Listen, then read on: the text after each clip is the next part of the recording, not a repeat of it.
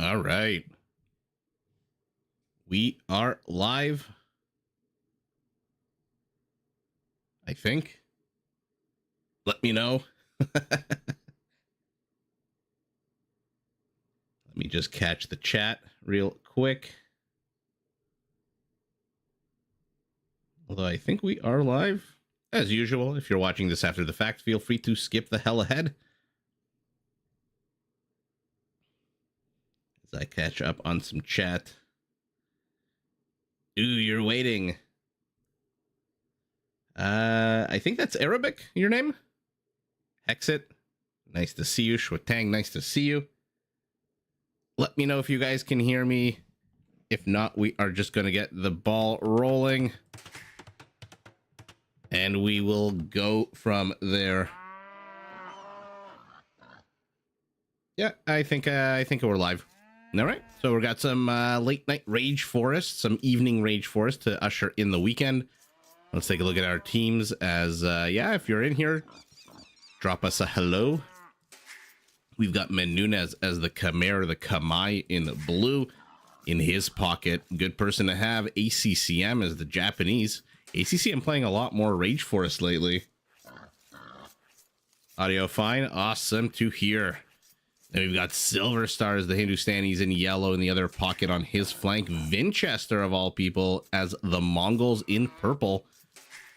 Sensar as the Burmese, and what an ugly base. I mean, against the Mongols especially. This is a lot of room for the Mongols to operate, and yeah, luckily for him, it doesn't look like Vinchester wants to engage in any kind of shenanigans. Otherwise, this would be very hard. This is basically an open map right now.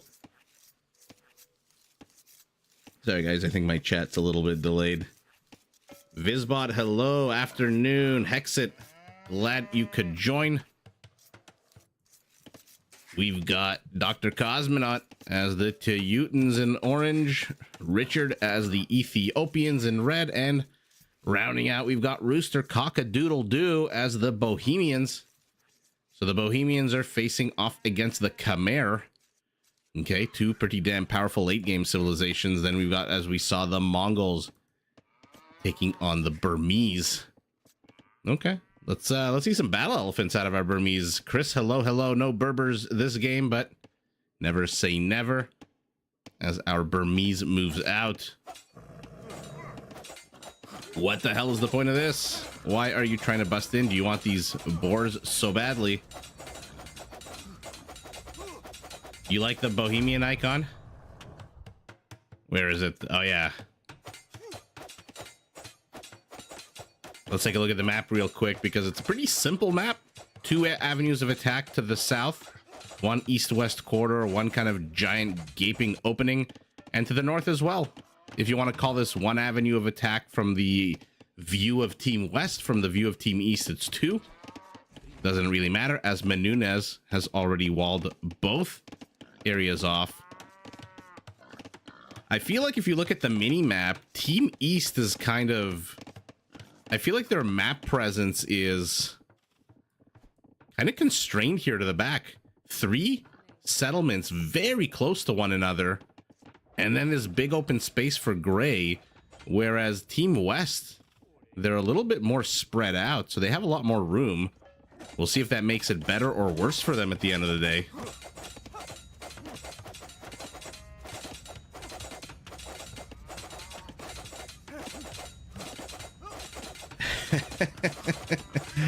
Chris is feeling bohemian tonight. Tenshi hitting the bong and got some pizza. What company did you order from, and what pizza did you get, and who do you think is going to win this game?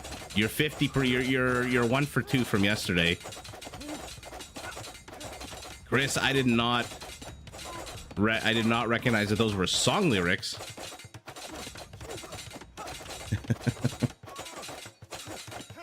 What song is that? Now I feel really out of touch. Out of touch, though, is Richard here pulling boars pretty damn far away from his town center.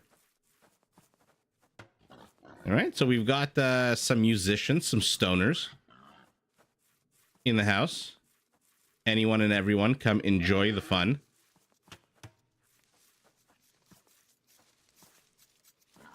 Oh man, I think my chat froze again. No, Richard. Richard, you lost your...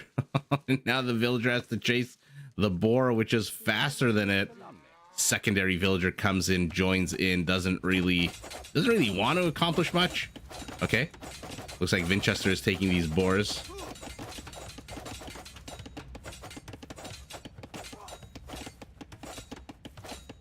Sorry guys, I have to reset my chat. I'm not too sure why the chat keeps freezing on my phone, so maybe it's my phone. Oh, Tenchi, you're killing me. Dominoes? Oh, I'm so jealous. I am so jealous. It's been so long since I've had the pepperoni feast at Domino's. Hexit goes Team East.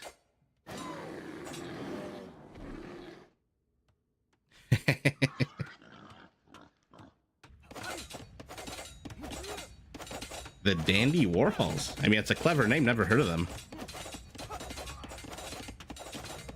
Yeah, Hexit, I was also very upset to see that villager go down. 4 villagers, still not enough to bust in here, and it is our Khmer first to go up to feudal. No surprise there. Khmer probably will also be the first to hit castle unless this villager dies. Does he have loom? Okay, he's got a loom, but he's down 5 HP. Bear gets the first attack here. The battle of the outlines happening behind this wall piece. 2 Schmeckles on Team East. Okay. Oh, our Khmer gets discovered and his villager will die. So far a pretty eventful game. It looks like our Burmese trying to sneak in villagers as well to the bag. Bear has none of it. His loyalties lie firmly with the Mongol Empire and the Khanate. Purple thinks he can move across walls. He is mistaken.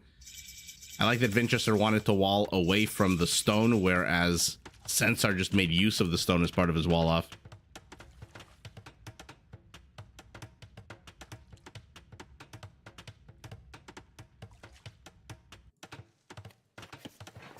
Okay, actually it might be our Japanese who hits Castle Age first. ACCM has the resources, just needs a bit more gold once these structures complete. Not too sure why he's in such a rush. He's only got 136 gold and no villagers on gold. So is he just gonna, yeah, he's just gonna sell. And of all things food. Okay, so it's actually wait a second, he's 230, 220. It's actually our Teuton who is going to be first to Castle Age.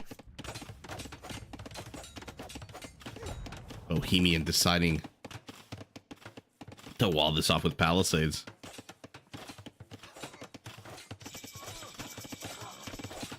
Okay, so we've got some votes for Team East. We've got some votes for Team West. We've got a whole bunch of boars, a dead cow. So your typical Age of Empires at this point. Dead villagers, lots of dead animals, feeding these big hungry populations.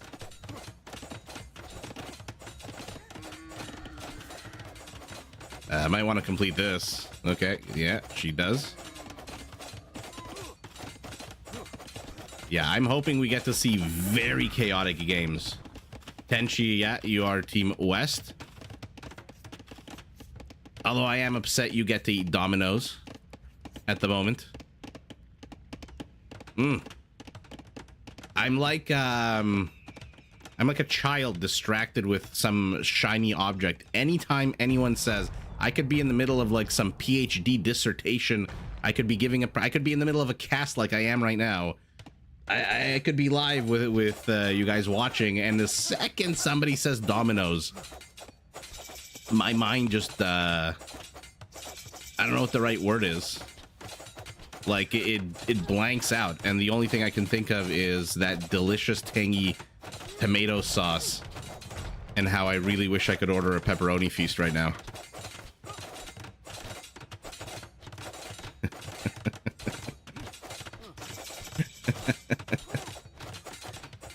Exit. You will not lose your 2 Schmeckles, but I think you said Team East, right? So it's either you or Tenchi. Somebody's walking their way with the Schmecks. Over 2 years since you've had Domino's. That's very unfortunate. For me, depends if my wife is listening to this or not. No, I think the last time I had Domino's, oh God, 8 months, 9 months.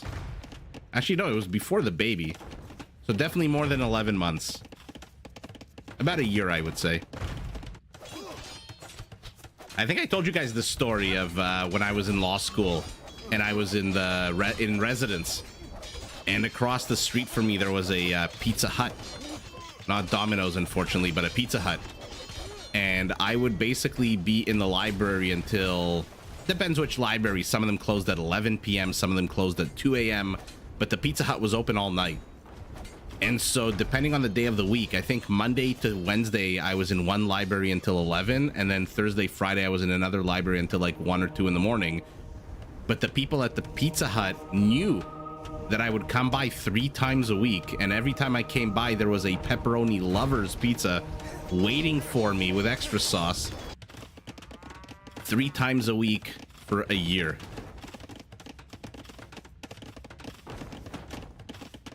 Oh, Chris, that's so sour. That is so sour. Chester, nice to see you. I've never had the garlic bread from either one of those places. Mangonel's at the 18-minute mark of the game. Okay, so we're starting to get a little bit of accelerated castle ages here.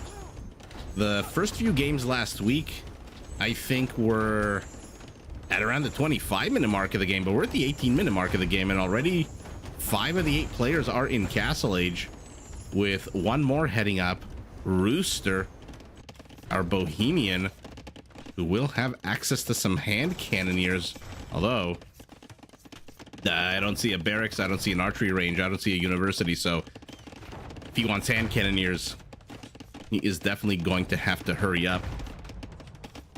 You love this story? Yeah, I'm telling you, when I moved to downtown Toronto in my first year after school, there was an Indian restaurant, and before then I had never had Indian food.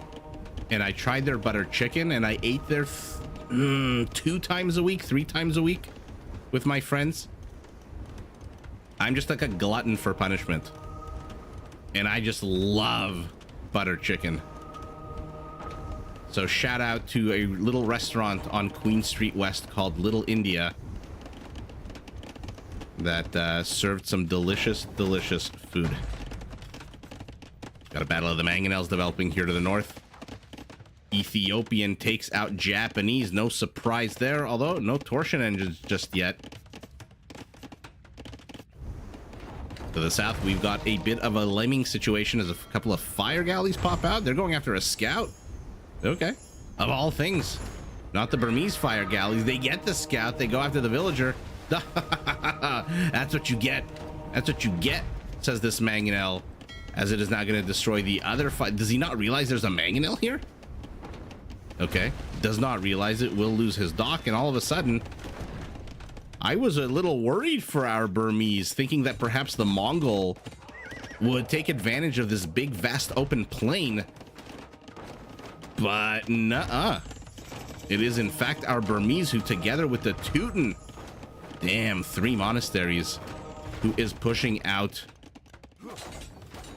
But our Mongol has had enough. Winchester says, I don't care. Convert 6 of my villagers. I just want these mangonels the hell away from my town center. Why did he destroy that house? Did he delete that out? Did he delete his own house? Oh, another attack. Whoa. Why is he attack grounding here? Is this like one of those parasites that takes over the body and makes the host commit suicide? Why is that mangonel attacking the ground over here? Domino's in Italy. Oh, Hexit, when I was in Rome. Oh my God.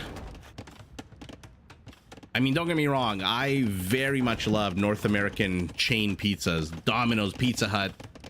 We've got one called Pizza Nova here. But when I was in Rome, oh man. I think my favorite city in Italy. is Rome. Monk with 45 HP does withstand the mangonel shot. Does get a conversion here.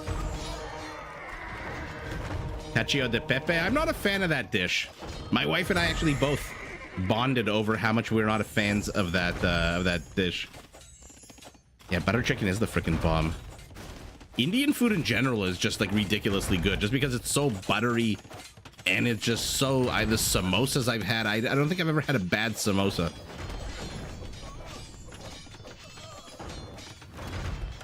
Yeah, Chris, that's exactly one of the main things I remember about pizza in Rome. For like €8, you could eat like a king and have some of their homemade wine, walk around some piazzas.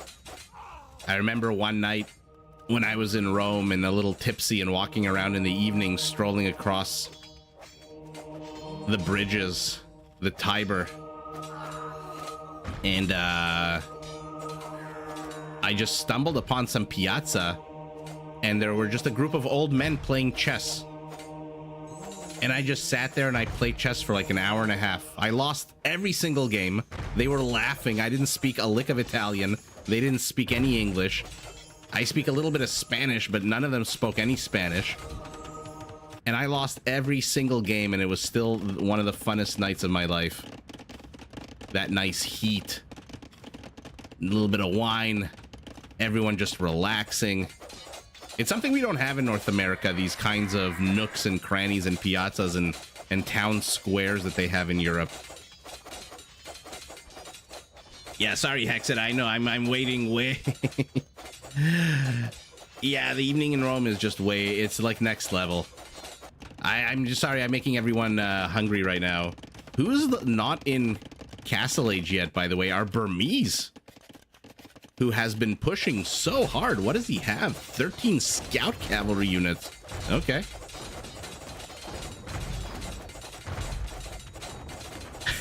Thanks, Shrutang. Yeah, North America needs to mature a little bit. It's missing a little bit of that walkability. We had a project in Toronto where they closed down a couple of streets to make it more quote-unquote walkable, so people could come and have a coffee or have a drink and eat. But then it didn't stick. One of the things I loved about Rome was just, especially the old city. I should clarify, I didn't really stay in the new parts. I definitely, as a tourist, stayed in the old city. Oh, we've got a ballista elephant. The only unit in Castle Age that can cut through a forest. And let's see if he does exactly that, or though if he did exactly that. Yeah, he did. The ballista elephant cut through the forest. I love it. You always have to be cognizant of that with the Khmer, the Khmer, that freaking annoying Castle Age unit.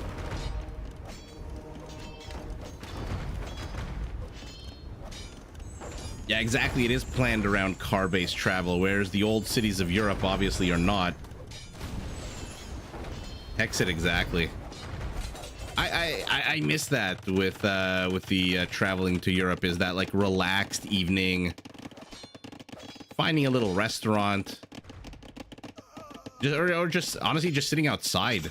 I mean, assuming it's summer, obviously. If it's winter, you're not going to be sitting outside. Oh no, our Ethiopian thinks he's safe behind a few trees. This elephant has other plans. Oh no, but what's coming?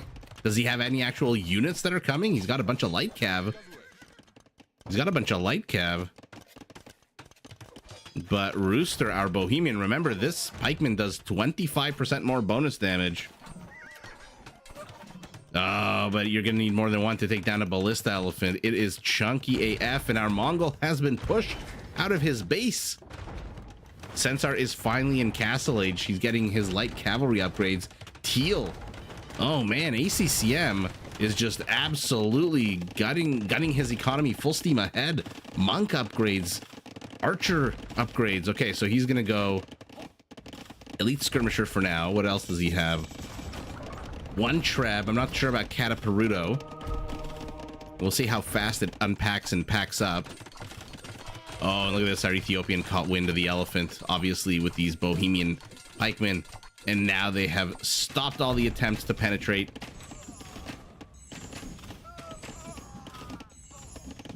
Yeah, the wall. First of all, welcome and thanks for joining. But yeah, I've heard that about Japan. My parents said that when they went, is that it's very chill, very European-ish in that regard.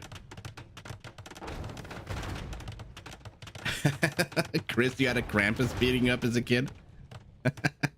I think I saw a video recently of a bunch of guys dressed up as Krampuses running around beating people with sticks. I hope you guys like the stories.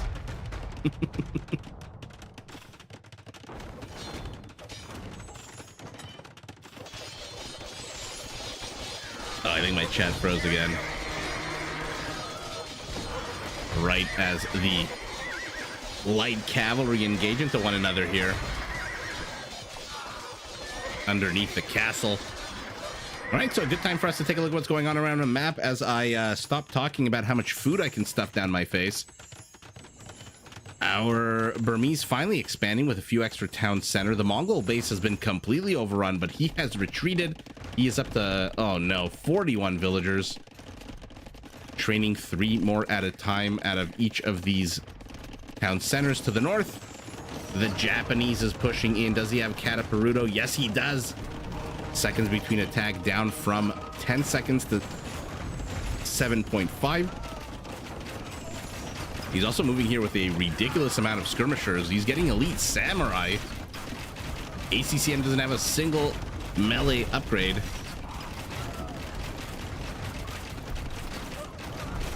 Oh, you have to be 18 to be the Krampus? Man, Europeans. I love Europe, but you guys have some really weird traditions. You guys are real wonky with it.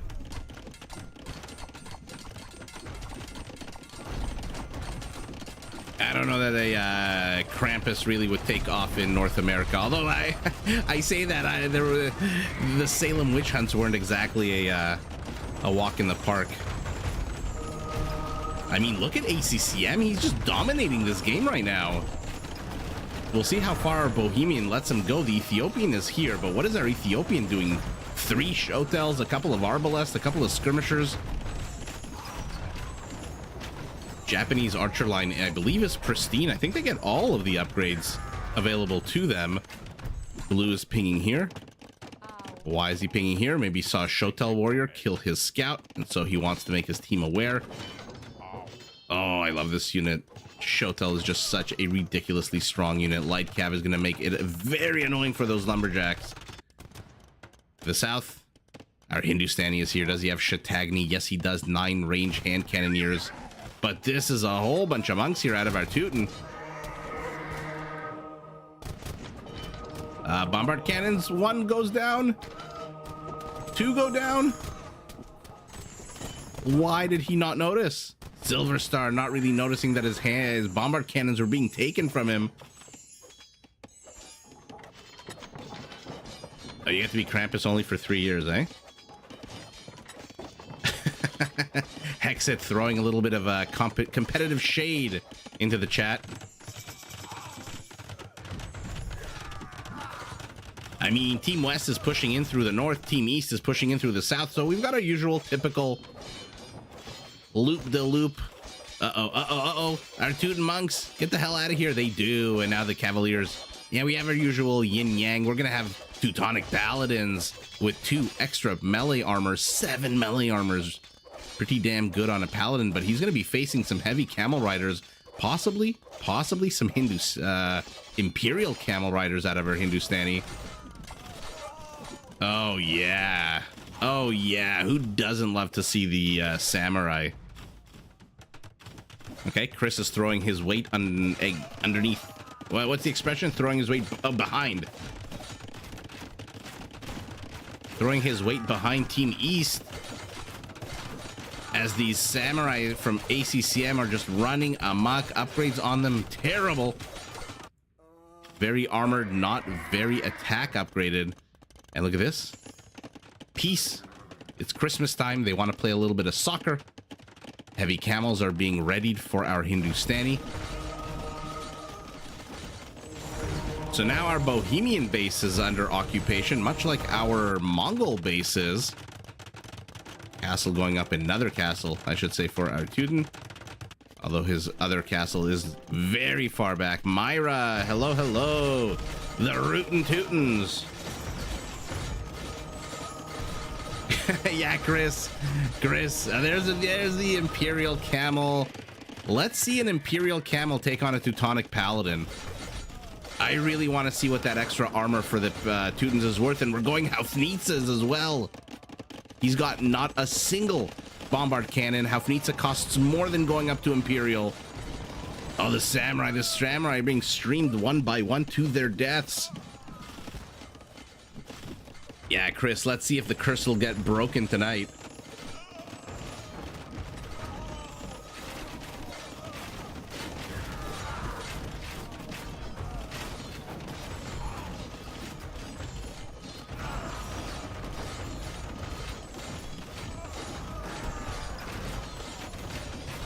Okay. So far, just a battle of skirmishers up here, so not that exciting. The camels have engaged. The Teuton is here. He's brought some Burmese halberdiers as well. And it looks like the Teuton has pushed in. Remember, the Burmese halberdier, because they're an Imperial, get 3 extra attack for free. But you know what? Forget your extra melee armor. You are facing off against a hand cannoneer now. Okay, attack. You have 9 range. Use it. There you go. So an indecisive engagement there. A lot of camels going down. A lot of paladins going down. Japanese halberdiers can absolutely fight Teutonic paladins, and I think they're probably one of the best halberdiers to do so, since they attack 33% faster. Oh no. Our Burmese is raiding 1. Samurai tries to get to the castle. What killed him? The castle? Yeah, it looks like the castle got the kill. Do you guys have torsion engines?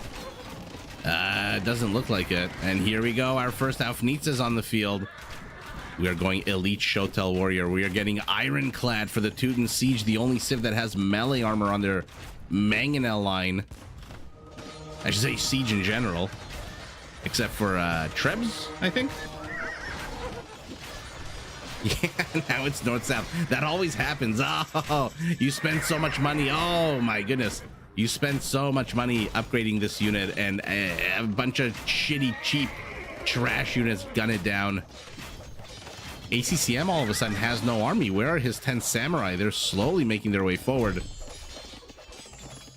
Basic onager for Cosmonaut. Will he get the heavy SO? Time will tell. Who cut this? Oh my god, our Teuton! Our Teuton with 1 random onager has inserted himself, and he is just gunning down these Hindustani villagers. Okay. Funny shit you see on Rage Forest. Imperial camels, I don't think their attack bonuses go up. So that's why I'm saying it's interesting to see, but this is a lot of halberdier support. Chattagny, how many hand cannoneers? 20. Oh, the last thing you want on your trader is these ballista elephants. Yikes, we'll see how many kills they can rack up before they're finally dealt with. Ray Shrimp, hello. What is the true key to success in Rage Forest? That is a good question. I don't think there is really one true key to success. I mean, unless your question is a joke and now you're going to say something funny. There's like a punchline. If it's a serious question, I don't think there is really one true successful strategy. Always be aware of your surroundings. It's like driving.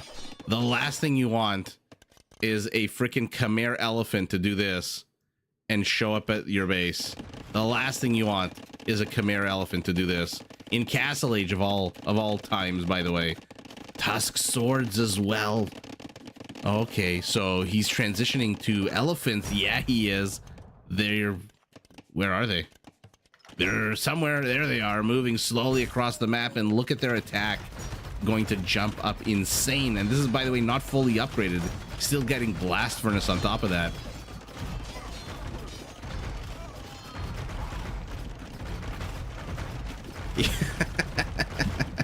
Yeah, booming is for the pocket players. Destroy their units, don't lose yours. Yeah, I mean that's true for every map though. I think Chris has a point. If Chris supports your team, you're fighting uphill.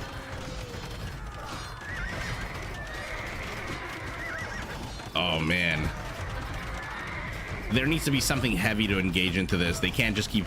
I mean, I guess they can, in theory, keep throwing skirmishers at this.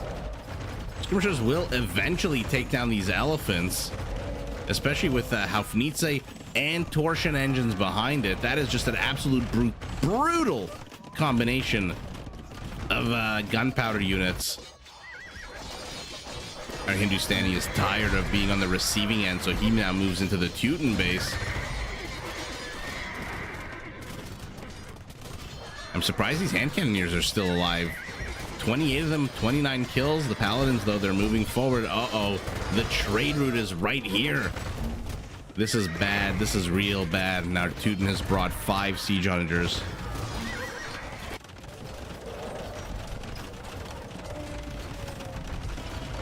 The situation is very dire here to the north. That being said, green has spread out significantly. Let's see what he has. Halberdiers and Haufnitzes. As long as he can keep adding Haufnitzes to at least do some damage to these elephants until the skirmishers can take care of the rest, that's not really bad. Whereas purple is completely out of the game, except for these 9 Mangudai. Never mind. Never mind. Uh-oh, all of a sudden it looks like Team West is starting to take this. Army count is identical. Civilian population is identical, but our Mongol is here, and he has brought fully upgraded... Yeah, no, not fully upgraded. Still missing armor upgrades. In another 20 seconds, they will be fully upgraded. The Teuton taking on the Hindustani. Bombard cannons to the back. Wow, what a powerful battle there. Oh, look at this. Blue is streaming elephants south. That is a long journey for these elephants to take. I mean, they do move a little bit faster, but in they come with their tusk swords. 21 attack on an elephant unit. You might as well be a Shotel warrior with that level of attack. Yikes. Let's see them take on the Teutons, though. If there's ever a civilization that can take a punch to the face, it is definitely the Teutons, especially with the onagers.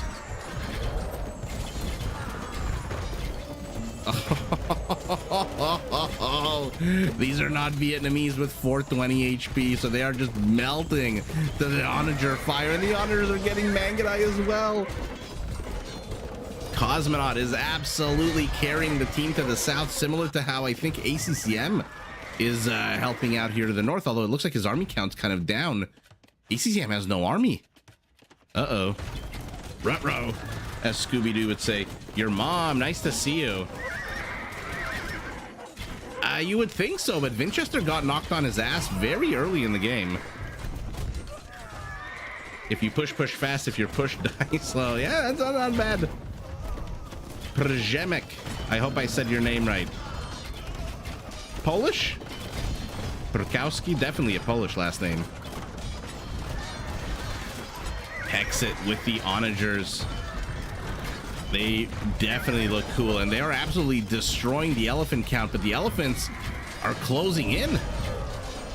And so now you've essentially have the Teuton 1 versus 3. The paladins, if they don't die to the elephants, will die to the Mangudai. If they don't die to that, then they'll die to the hand cannoneers. And our Burmese Censar, who looked so powerful early on. What does he have here? A bunch of halberdiers, a bunch of hussars, more and more dead elephants. I mean, Manunez is losing elephants left, right, and center, and that's why you see no more blue dots anywhere on the map. Why is purple pinging over here? What's going on? Oh, you want somebody to delete something to clear up the trade route. I mean, this is gross. Delete the mill. ACCM needs to delete this mill. It is causing a lot of congestion. Very Los Angeles traffic vibes there. Przemek. Nice. Okay, I'm glad. Students do have paladins, but they don't have husbandry, which means they move a little bit slower than usual. Not that movement speed in such a tight space is really that relevant. Here we go. Let's see if the halberdiers can close on the Mangudai. They're definitely going to die to the hand cannoneers. We'll see if how many Mangudai they take with them. Mongol Hussars with their extra HP are tanking quite well, but man, the Teuton is just refusing to die. How many trade cards? 48 trade cards. That's why his army is still here. That's why it's constantly replenishing itself.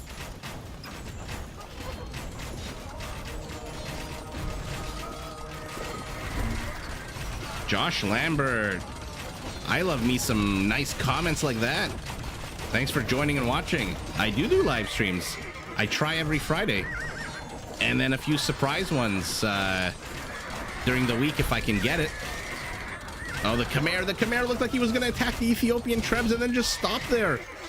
Why did he stop? He's still going to get them. Will he get them? Will he get them? No! What a sour thing to just stop your units on defensive stance in front of your target. Why is blue pinging here? Does he want to cut through the forest? And yet again, look at that. A stalemate to the south. On the one hand, we've got Yasama Towers from our Japanese. On the other hand, we've got Bombard Towers from our Teuton. Mongol Trebs are here. Nothing particularly special about them. Oh, some fancy footwork, though, out of Winchester. He wants to get those onagers. He might get one. He might get this one. Will he? Will he? No! He doesn't even get him. Another body of cavalry moves in. Holy shit! Look at the pancaking we are witnessing. What an absolute master class. I might turn that into a short of Cosmonaut defending his onagers. Our Mongol, do you have drill? No, you do not. Our Mongol, oh, it does land a shot though. Unfortunately, Winchester knocked on his ass so early he cannot afford the siege onager upgrade, and he cannot afford drill. Oh! Oh my god, more absolute destruction. So many freaking camels for what? 1, 2, 3 onagers for about, what was that, 20 camels? Holy shit. Okay. He took 2 damage from a bear. And Manuna is just continuing to be annoying with his battle elephants. His ballista elephants, rather. So he has given us some fun things to look at with his elephant units. I still don't know who's winning this. The map is literally 50-50. No! Cosmonaut is crushing it with these onagers. 35 kills, only 2 friendly fire. Anytime you have less than 10% friendly fire, it's really amazing.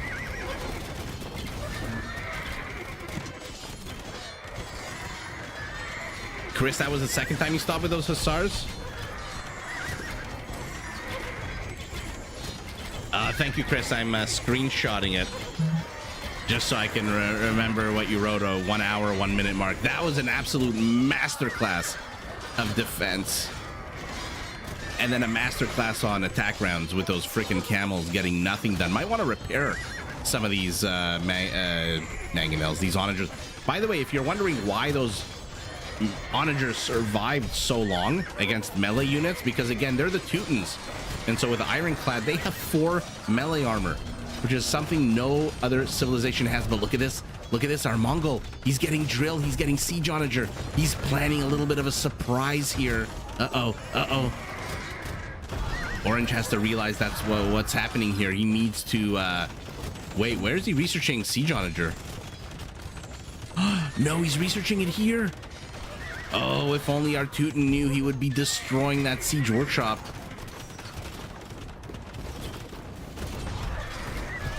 I don't think Ironclad is useless at all, as we just saw. Hexit, throwing shade at everybody. Here we go. Here we go. Will he land a shot? Okay, 1 for 2, not bad. Keep that ratio up. And you have drill. Oh, 1 for 3, and he's still alive. He's still alive. Okay, our Mongol getting an amazing amount of kills with 2 onagers, but loses his forward position. Okay, wait, we've got 1 more popping out. I know there's a battle to the north, but who the hell can peel their eyes off of onager wars? Mongol versus Teuton, of all things. Does manage to get 2. The Yasama Tower just destroying the other ones. And all of a sudden, I mean, this is still pretty badass. When's the last time we saw 22 bombard towers? Okay, we have to pivot north. We have to see what's going on the map. What's under attack here? Oh, look at that. Our Bohemian has reclaimed the Czech Republic for his people, and he is now pushing into the Khmer base, cleaning up infrastructure. Shotels are here, 38 of them. Okay, let's keep an eye on these guys. Ooh, let's see Shotels taking on Mangudai. That'll be fun. I love that our Teuton just keeps throwing units again and again and again, because when you have 58 trade carts and you have that gold income, I want to see how much gold he's earning. And look at the Mangonel, how long it's surviving against 3 camel units.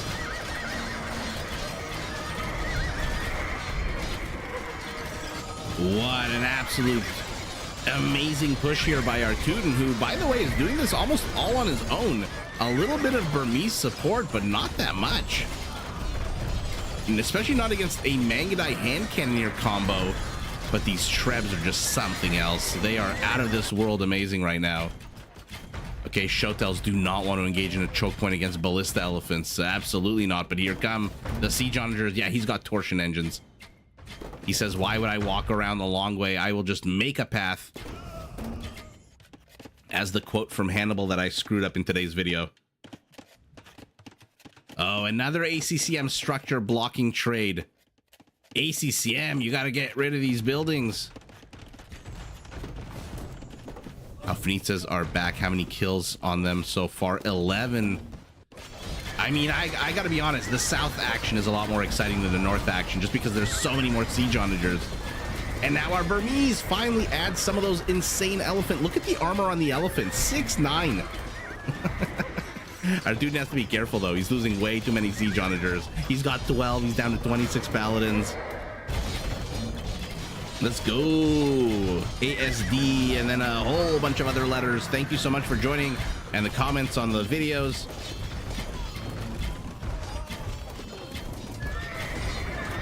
Very close to Team West, now North trade.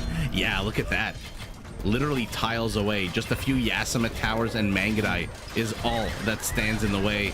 And all of a sudden, yeah, things are looking very bad here for Team West. Yeah, he needs to go to traffic school. Oh my goodness. Only 16 kills, but remember, these are fresh recruits. A random trade cart. A random trade cart. Where are you going?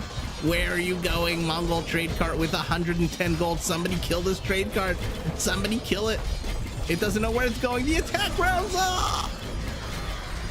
I mean, Cosmonaut is just having the time of his life right now. He is just absolutely having the time of his life. But here we go. Shotels. Bohemian Pike with extra damage are taking on these elephants.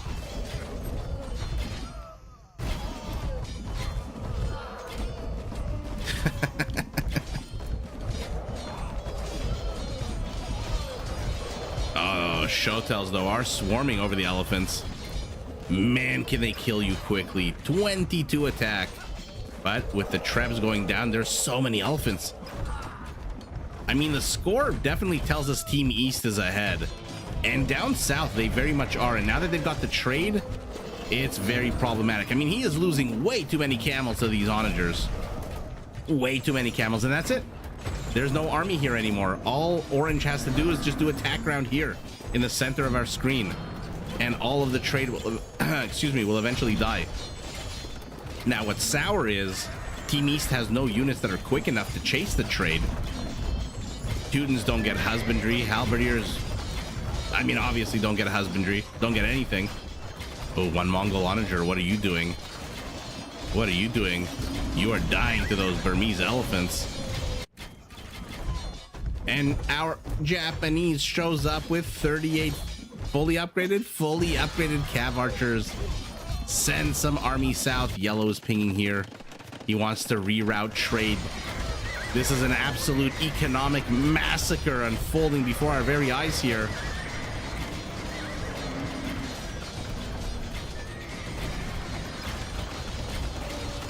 Oh Oh my god. This is what happens when you don't clear up your trade route. You don't need husbandry. The Teuton Paladins just sit here and kill everything that goes through these choke points. But our Mongol. Oh no, Rooster's done. Our Bohemian's done. We've now got a 4-on-3. Green resigned. I mean, he did have the lowest score on his team, the second lowest in the game, so we'll see how much impact that has. I mean, he spread it, certainly spread everywhere. If you look at the minimap, there's more green than anything.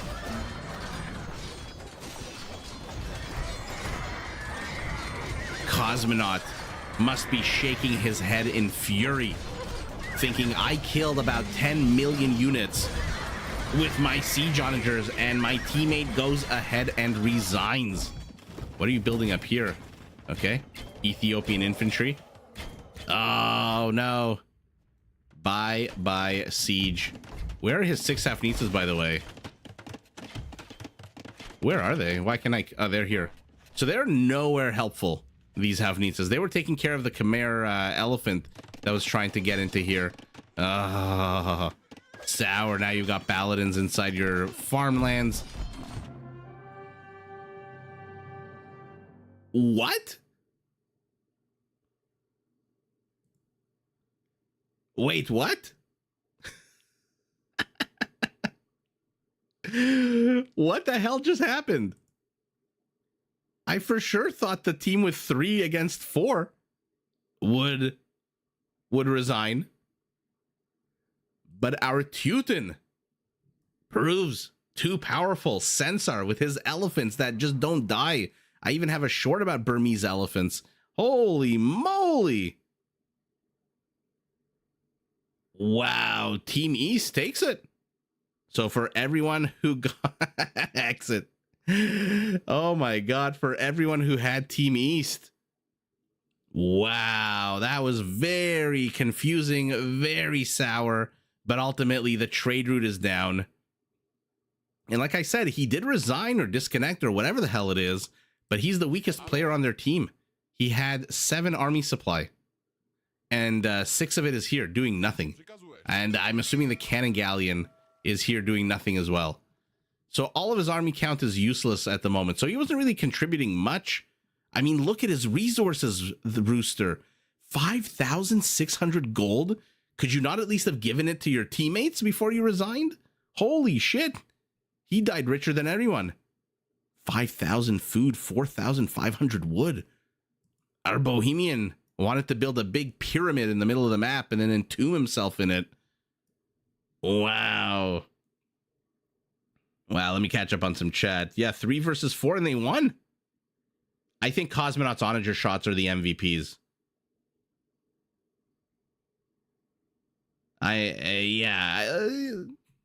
Surprised, not surprised. Yeah, that is the real ACCM. Yeah, Green was a saboteur. Wow, let's take a look at the stats. That was a pretty fun game. 376. Who do we think... By the way, okay, let's do this before I look at the numbers. Who do we think had the most kills? Was it Orange with those siege onager shots? Was it Blue with the never-ending stream of elephants? Was it ACCM, who had the biggest army for a long, long time? Who the hell do we think had the most kills? Okay, the wall says Cosmonaut. Okay, another vote for Cosmonaut. Let's take a look. I wish I knew how to do polls here on my on the YouTube chat. I mean, skirmishers versus paladins. This is how many paladins would die here? 100? Not even. Chris also backing Orange. Let's see. Drum roll. Drrr.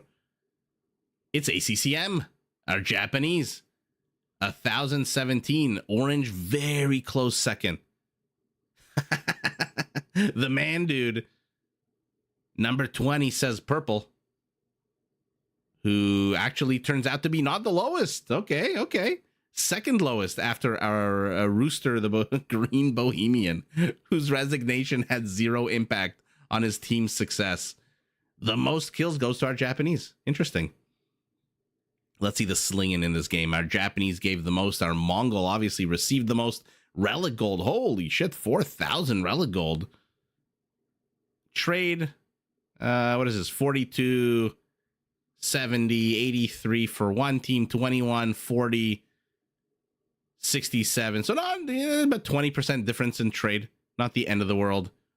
Economy is all in the 6 digits. Wow. Conversions. Let's see if that's any fun here. Our 231 conversions. Okay. Well, that was a fun first game. I think YouTube does have polls. I just don't know how to do it.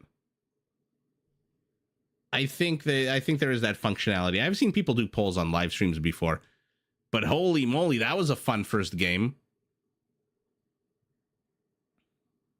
Let's go on to game number 2. Actually, Chris, let's try to find a Berber game.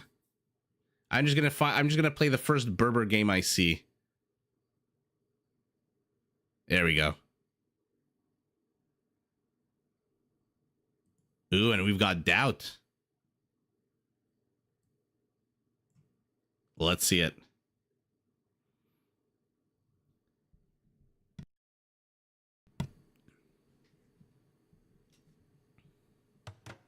Okay, so what are we working with here? Blue, yellow, red, gray. You are definitely not Team East.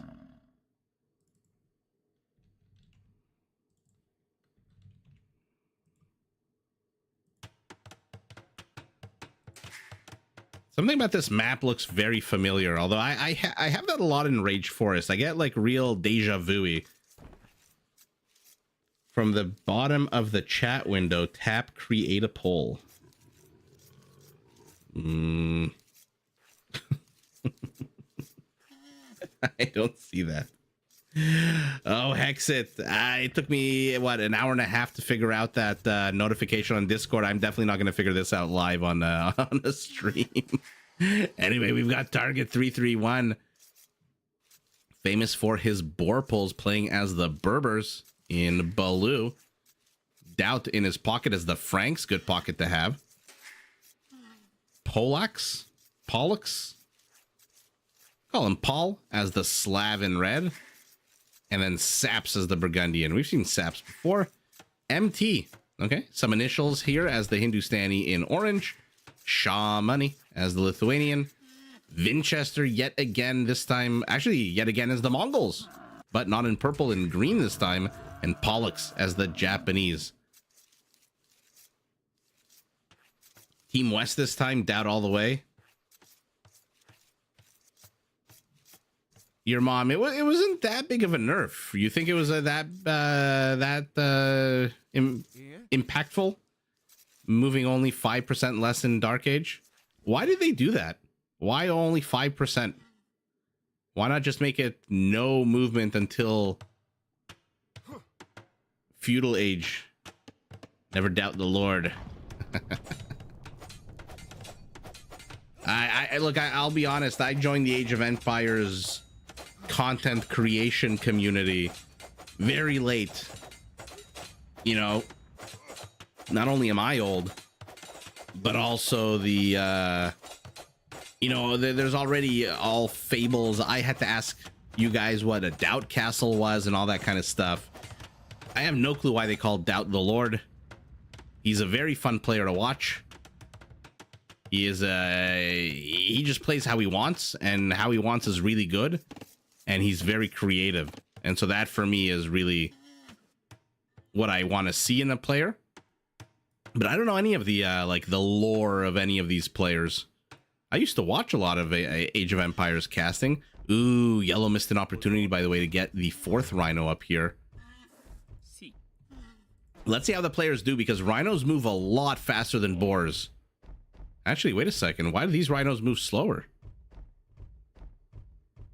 I thought Rhinos moved faster than Boars. Yeah, share it in Discord.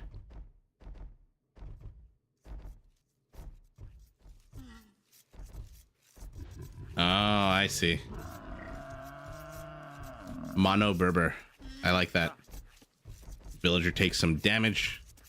Yak, get the hell out of the way.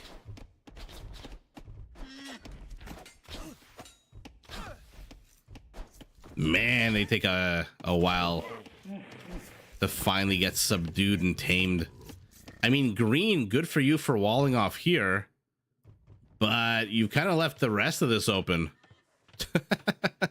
Why don't you just wall here or here? Very interesting situation as he takes the 2 rhinos that were north of that palisade wall.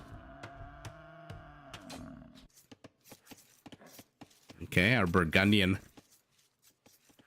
with a scout behind enemy lines.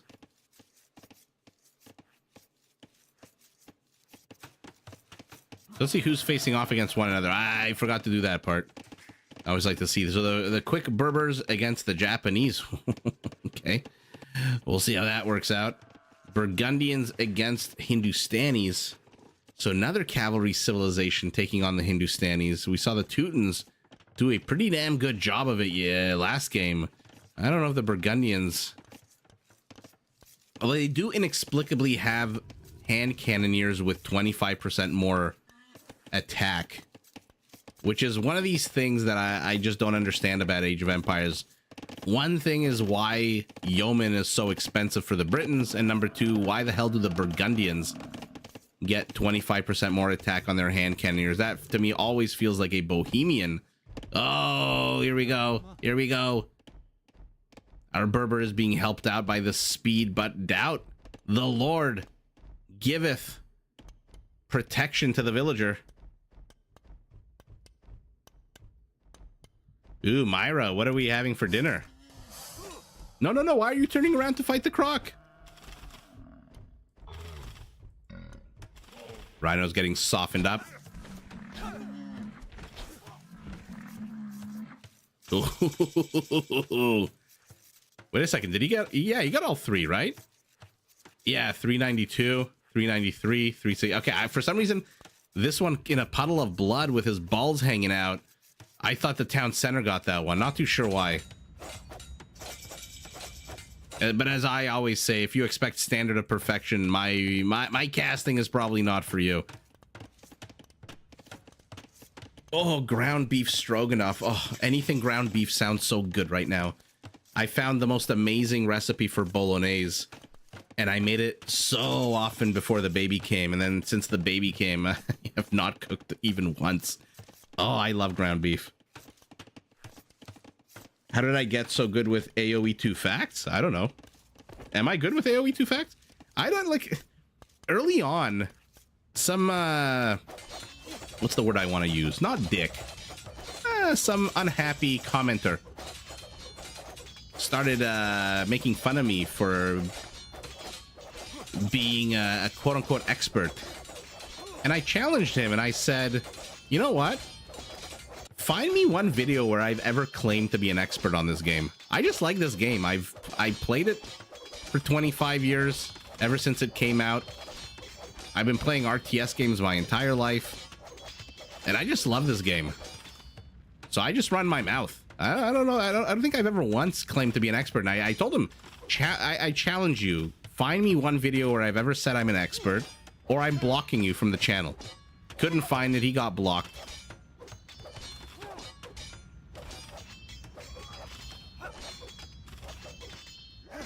Yeah, I watch Spirit of the Law video. Who doesn't watch Spirit of the Law videos? Ooh, how are you gonna get this last? How are you gonna get this last castle bit here? So action is erupting. The funny thing is that Team East has again left this corridor completely open. So there's gonna be a lot of maneuverability here for Team West if they want to gang up on one player or another.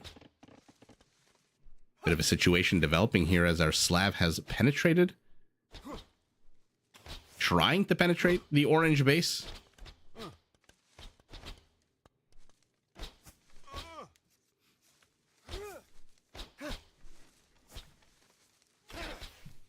Oh yeah, Chris, you watch them every night, the Spirit of the Law videos? Yeah, they're really informative. I mean, he does a deep dive into things that I don't. I'm more like off the cuff. Like, I know things. For me, mathematics is very important in this game because obviously this is all just ones and zeros, and you have to know the mathematics behind the economics. And this, at the end of the day, Age of Empires is really just a game of economics. You have scarce resources, you have to spend them. You have to allocate your economy properly to mine them and gather them. And then you battle. And then the military micro comes in. But at the heart of it, if you don't have your economic game, you are just not going to ever get the opportunity to be good at military because you're just going to get killed all the time. And Spirit of the Law just does an amazing job just diving into the economic side of things. You learned... Oh, thank you so much, Myra. I appreciate that. I'm glad they're helpful. I really am. I'm learning along with you guys. Especially since every month they seem to change the game on us. All of a sudden we have drop resources buttons. All of a sudden Rams can garrison more villagers or more infantry units inside. All of a sudden this, all of a sudden that. The game is evolving. Oh yeah, I never let the trolls get me. I'm too old to give a shit about trolls.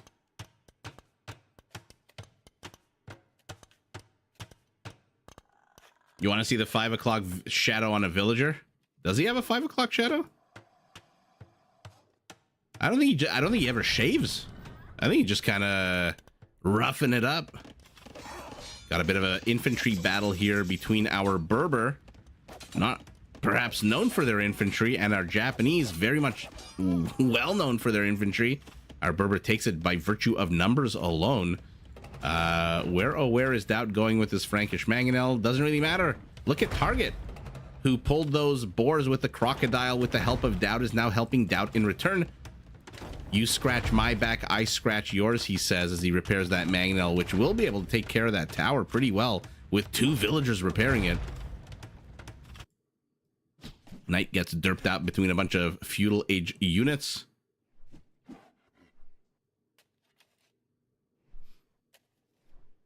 Oh, thanks, guys. Yeah, great shrimp. I tried to memorize. Believe me, I don't know everything about. I feel players know more about the civilizations than casters, especially when they play random civs. I have no Elo. I haven't played this game in a very long time. I am toying with the idea of playing this game live, like I want to say most, if not all, other casters. But I don't know. I just feel really old. And I really enjoy watching the higher Elo players play. Yeah, well, what's the fun? I can tell you one thing. I'm definitely not going to be 2800 Elo. Definitely not going to be Hera level. And so would that even be fun for anybody? Uh-oh, speaking of fun, our Berber's about to have some fun penetrating the center of the Mongol base. And yet again, our Mongol's not even on the flank. He's a pocket, and he's still getting attacked. Man, these guys have it out for Winchester. As he loses villagers left, right, and center, but he's going to lose a man-at-arms. Does lose a man-at-arms, and now he gets trapped in here. Oh, a death nook. And now the town center, the big baller, 7 kills, 8 kills, and the monks converting 3 kills. 3 conversions, 8 kills is pretty damn good.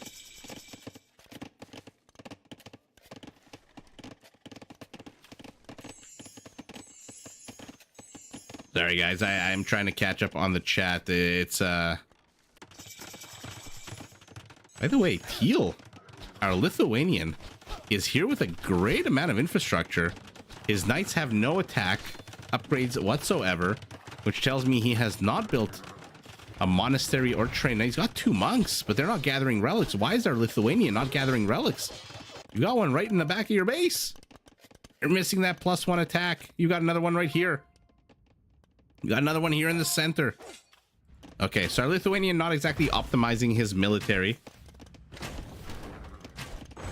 Summoning salt, that's funny. I've never heard of Anno 1800. Does it actually take place in like the year 1800?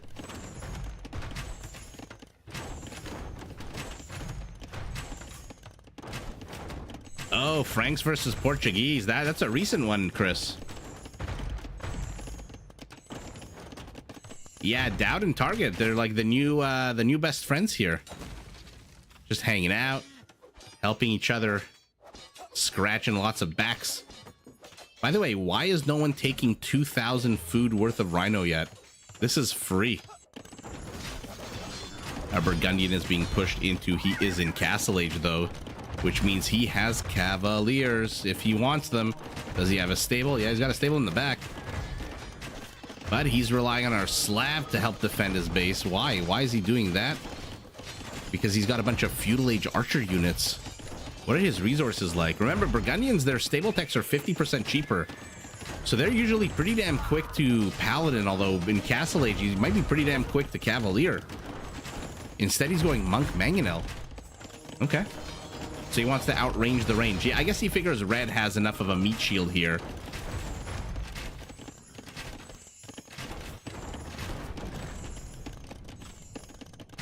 Oh, thanks, the wall. Yeah, Gray Shrimp, it is time to organize a community game. I put a poll up on Discord, but not a lot of people answered it.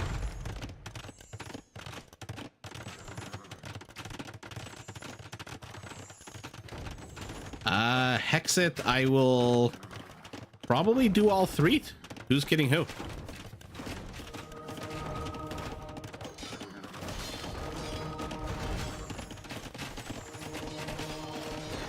Yeah, Projemic, the pathing seems to have been fixed, and more importantly, the teleporting units have been fixed, which is really a ridiculous thing to have had in the game in the first place.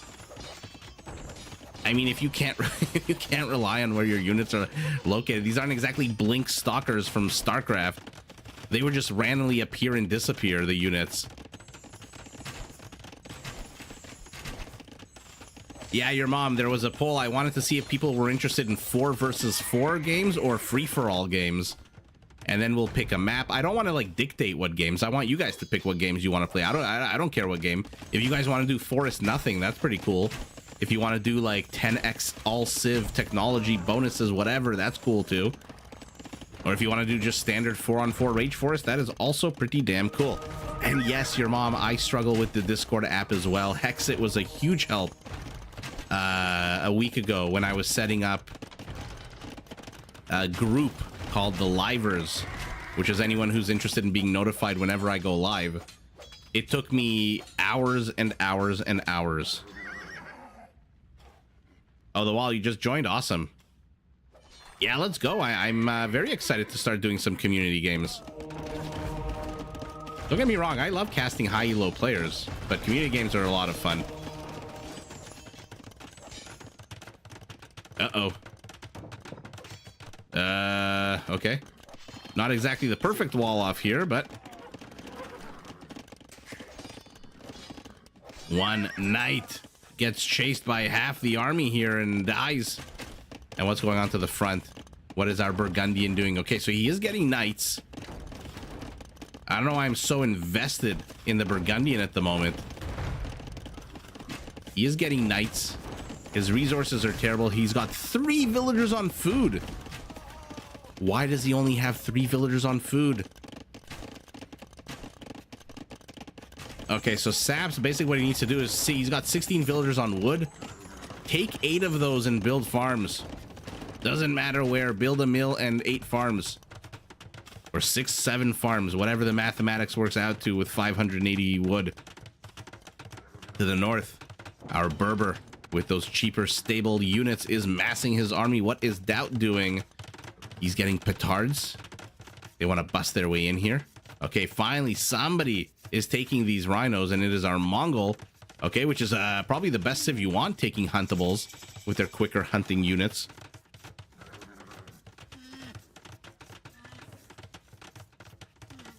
Thanks so much, Hexit. I will. Again, me and new technology is... Yeah, I mean, new for me. I think 4-on-4s are a very good format for community games. Because as we saw last game, if somebody quits or somebody disconnects, you can still win the game 3 versus 4. As long as your attack rounds are as good as Dr. Cosmonauts, and your siege onagers have melee armor, and you have 5,000 bombard towers, you can do just as well. Okay. So far, attack rounds out of our Burgundian, not the greatest. Both are missing. The crossbows are being a little too hesitant here. You're going to take a shot to the face. Just go in and snipe that mangonel already. You don't need to worry so much. Don't be afraid of losing units. You're going to lose them anyway. Okay, good mangonel shot there. Orange's army is starting to run low on HP. Light Cav try to snipe the mangonel. Instead, they're going after the knights. And there you go. You trade out a bunch of crossbows for a bunch of knights. Mission accomplished. Winchester has taken secure hold of the center of the map. What the hell happened to our Berber army? Where is it? Okay, it's here underneath my very eyes. I didn't even see it.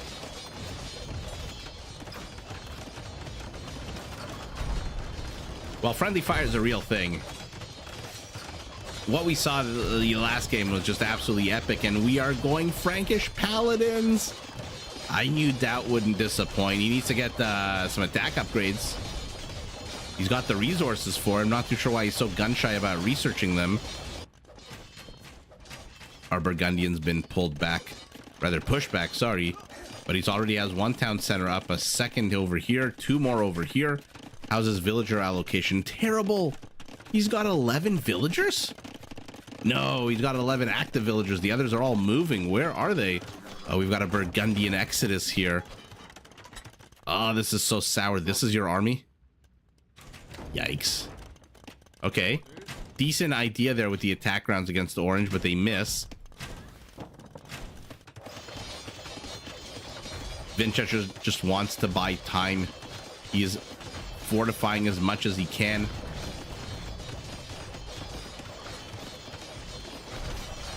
There's a lot of Frank here. And there it is. Minute and a half away from Blast Furnace. So not quite fully upgraded, but they bad, pretty good enough. Pretty good enough. I don't think that's grammatically correct. No! No! You silly, silly villager. Oh, actually, you know what? Maybe yes. These are going to be a bunch of dead paladins, actually. 9 paladins and a scout are about to die. We'll see how much damage they can do before they ultimately do bite the dust. Casbah for our Berber. So castles are going to work faster. We got more and more players heading up to Imperial. It looks like our Burgundian is the last one to go up. He's got 21 food. He's got 900 gold. He's got the gold for going up, but he doesn't have anything else.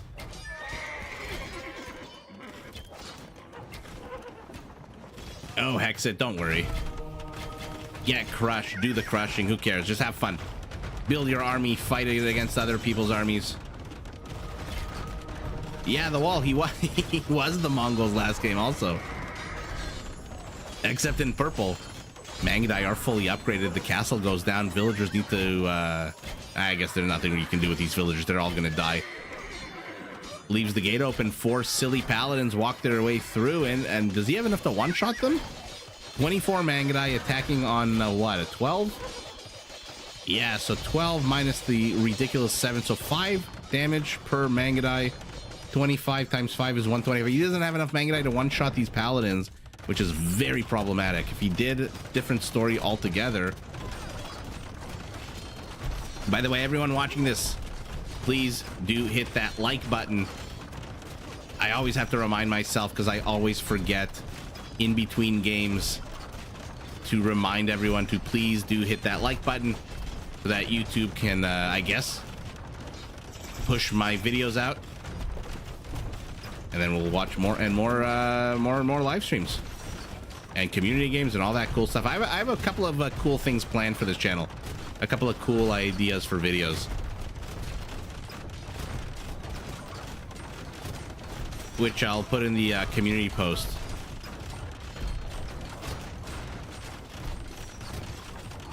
But, oh, by the way, speaking of community posts, if you haven't seen today's poll in the community post, I highly suggest you go and check it out. It has to do with who are the best raiding hussars. Is it extra armor? Is it quicker attack? Is it more HP? Who would you trust to kill villagers underneath a Teutonic castle?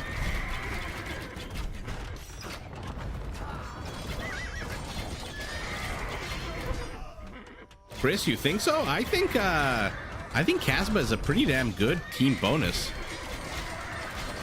Especially in 4 and 4s, you do see a lot of unique units. Uh-oh. Camel archers are closing on the Mangudai. They are going to absolutely slaughter them, especially with the Paladin meat shield. What's the attack bonus for cavalry archers? +6. Ugh. You went Bulgarians? Bulgarians don't do trample damage. You're thinking of Polish winged hussars with Lakitic Legacy. What Bulgarians do is they attack 33% faster. Yeah, stirrups. So they attack lightning fast. Yeah, the Lord has brought forth his paladins, and the paladin says, "Thou shalt die here."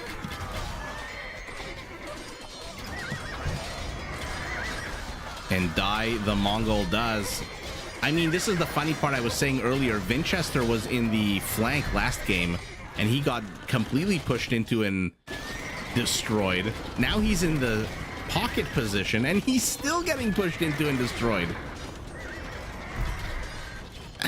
Poor Winchester. Can't catch a break.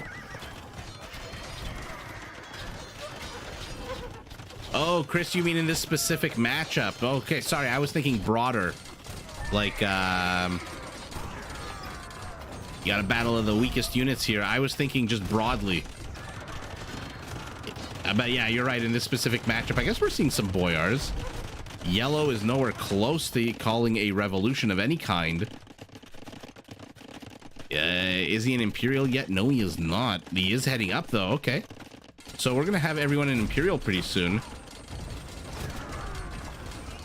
And Cannoneers for our Hindustani. No Shatagni, no. What are you waiting for? MT, you've got 3,000 gold. Upgrade your freaking hand Cannoneers. One of the deadliest upgrades in the game. Instead, he's getting down villagers. Okay. To each their own. The wall, yes, they do. Anything that shoots a bow and arrow on a horse, the Berbers wreck it. Look at the kill count on these 71 kills so far. Although that's not hard to do when Dowd is just streaming paladins who only have 2 or 3 kills. So his paladins are basically here to just run around. As you can see, he's not really attacking much. Just kind of running around, letting the camel archers do their thing while the Trebs take down the castle. Uh-oh.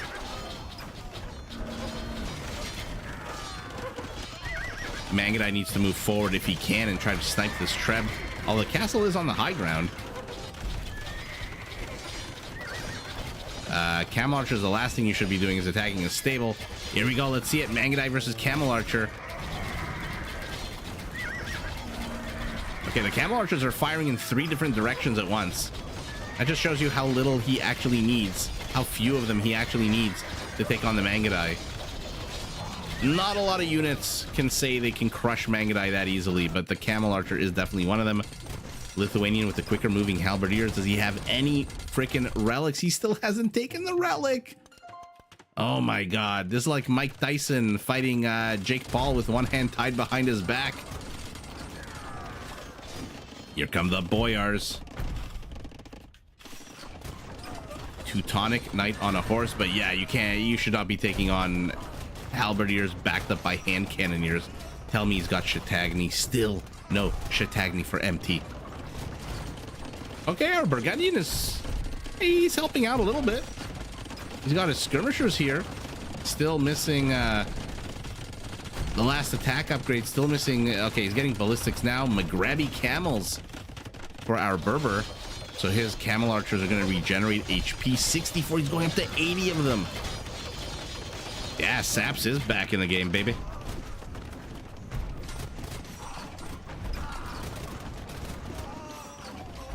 When should trade cards be made in team games? Probably late castle, I would say. Once you start exhausting your resources. But yeah, it doesn't really look like there's a lot of trade. Look at this. We caught it somehow. Managed to catch it on camera. That target is deleting his own villagers to make space for more and more army. And now we've got skirmishers with, I believe, an attack bonus against spearmen. +4 taking on Lithuanian quicker moving spearmen. I mean, it's very pretty to watch, but it's, I don't know, pretty anticlimactic. I can't believe our Lithuanian is going Spearman. Okay, never mind. He's going Winged Hussars, Onager, and Drill for our Mongol. That is certainly one way to get rid of these Camel Archers, is to shell them with that freaking ridiculously lightning fast Mongol siege. I love it. What the hell is this? There's literally nothing happening on this side of the map. They have decided that Winchester is their target. Doubt's Paladin's stream has kind of weakened. The Lord is now starting to mix in some light cavalry units as well. And a big open empty space where Yellow's base used to be. He's going up to 80 skirmishers. But our, little does he know, our Lithuanian is transitioning to Winged Hussars. Little does anyone know that he's only got one Winged Hussar. Okay. Camel Archers peel off to the east. They want to get that other Mangonel Onager. It's derping out. It's moving left, right, center, and they don't get it. It survives with 5 HP. Villager moves forward to repair it. I mean, the Mangudai are taking some pretty big risks here, trying to keep the Berber from moving. Oh, very bad attack rounds there out of Winchester. Second attack round, not great either. But you know what? As long as the Camel Archers are just moving, the Mangudai are killing them pretty damn quickly. They are still camel units, which means their base armor 1-1 is not the greatest. Gonna find 3 that are kind of hanging out. 1, 2. 2 of the 3 go down. I'm surprised that the Mangudai really were able to push that back, but there's enough halberdiers, I guess. And there's that siege bonus, just in the blink of an eye, disappears. What's going on here? What am I looking at? I am looking at Doubt. Somehow doing Doubt things, bringing in villagers to...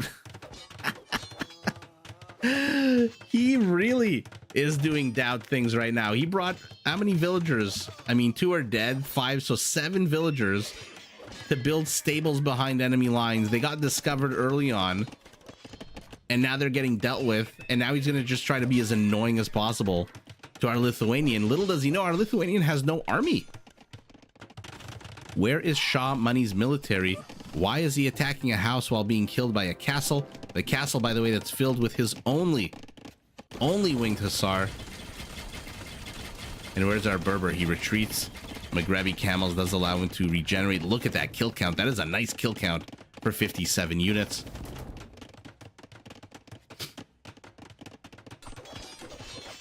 Oh, yes. You are absolutely correct. I completely forgot about tower shields for the Lithuanian spearman. Let's see. But he doesn't have it. Okay, Projemic, you were right in theory. In practice, our Lithuanian is missing just a lot of upgrades. I mean, look at the upgrades. He's got full attack, but armor missing his strongest suit. The Slav, do they have trample damage? No, they do not. No Druzhina for him. So we are 54 minutes into the game, and so far suboptimal army compositions for a few of these players. Oh, the Berber is moving. He wants to get these onagers, but is he moving too much? Oh no, sorry, Chris. To be honest, though, they're killing a lot of Mangudai. Albert Villa, hello, hello, hola. Bienvenido. Yes, those are absolutely Doubt's villagers behind enemy lines, building stables. Now all 7 were killed, and his 1 unit is leading 21 halberdiers on a chase. What a ridiculous thing to do. What an absolute ridiculous thing to do with 1 unit. 21 army supply is doing jack nothing. And he's getting even more. And he's gonna have even more. He's queued up so many light cavalry, but finally that's all she wrote. Winchester pushes out. I mean, these players are all just missing really important upgrades. Mongol Winchester finally getting Siege Onager. Nobody took this Rhino, and look at that, he's trying to cut. This is going to be a long cut. McGrebby camels are regenerating yet again their HP, but look at this. Our Burgundian is pushing back and he's getting Cavalier. Are we going to get to see Paladin out of him as well? He has no gold with 0 villagers on gold. Does he have trade? No trade at all. It looks like he is already at 200 population with 33 skirmishers and 29 hussars. Let's take a look at their upgrades. Okay. Fully upgraded. Where are his hussars? Still missing blast furnace.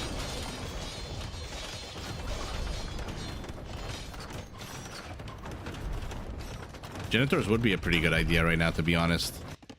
Have your opponent throw away his really expensive units against your trash unit. And look at the Mangudai. The Mangudai are chasing. Uh-oh. I love that in the middle of all of this, Purple decides, you know what? I think I can place a tower here. I think that was just now. Very aggressive play out of our Japanese. And Winchester is safe. Let's take a look at what's going on to the south. Our Burgundian, a few skirmishers here, a few hussars over here. He's getting squires. There's blast furnace. There's elite boyar. How many boyars does he have? He doesn't have a single boyar. Why is our Slav focusing so much on boyars? Does he have any of them queued up? No. No. No. He's got 550 gold. Oh, our Burgundian says you try to take my resources in my base? A pox on you. Teal's dead. Let's see what's going on with Teal. He's got 3 winged hussars. Yeah, our Lithuanian was a little bit lackluster this game. Let's see the armor. Did he get tower shields? Still nothing. Spearman line unit's always an interesting unit in terms of upgrades, because you're really mostly relying on their bonus damage, which in my mind makes me prioritize armor upgrades first. But then you have some civs like we saw the Burmese last game, that their halberdiers can actually hit pretty damn hard. How many camels are left? 24 here, and they are being shredded right now. That is going straight for the onagers. The onagers are just landing. Oh, you're not going to regenerate from that. You are not going to regenerate from that. 23 kills, 1 friendly fire is a fantastic, and all of a sudden, uh-oh, the Berber is falling apart. I'm glad we got to find some of these longer games tonight.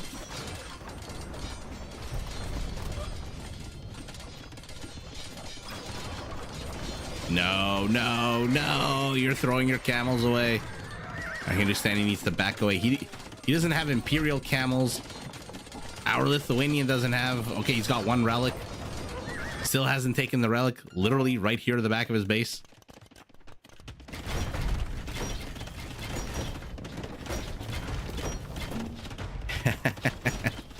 Yeah, he's got like 5,000 of it.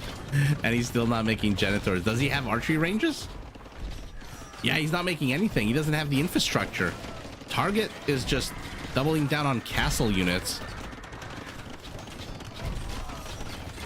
I mean, he does have 61 trade cards. So he's not in jeopardy of losing his gold anytime soon. Winchester finally completes the great cut of Mongolia here, only to reveal himself to a mill. And now Dowd is heading south because there are Mangudai in the trade route.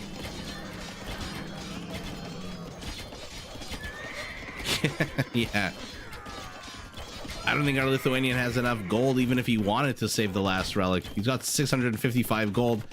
Decent amount of food.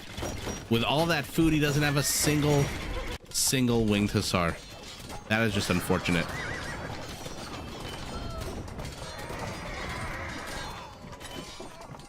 Let's see what's going on around the map. Our Berber is in the middle. Okay.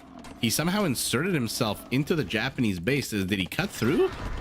Oh yeah, he looks like he cut through here and then walled himself back out. At the same time, though, the Japanese Yasuma, definitely Yasuma towers. Dowd has somehow scrounged up enough loose change from his couch cushions to bring forth 7 paladins, but even 7 paladins are not going to last very long against this many Yasima towers. They are just, I'm looking at the number of arrows.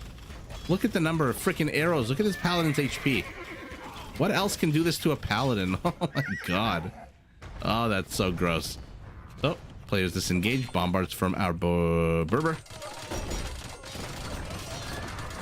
3 different sets of halberdiers, 1 Slav, 1 Burgundian, and 1 Lithuanian. There's Druzhina, area of effect range.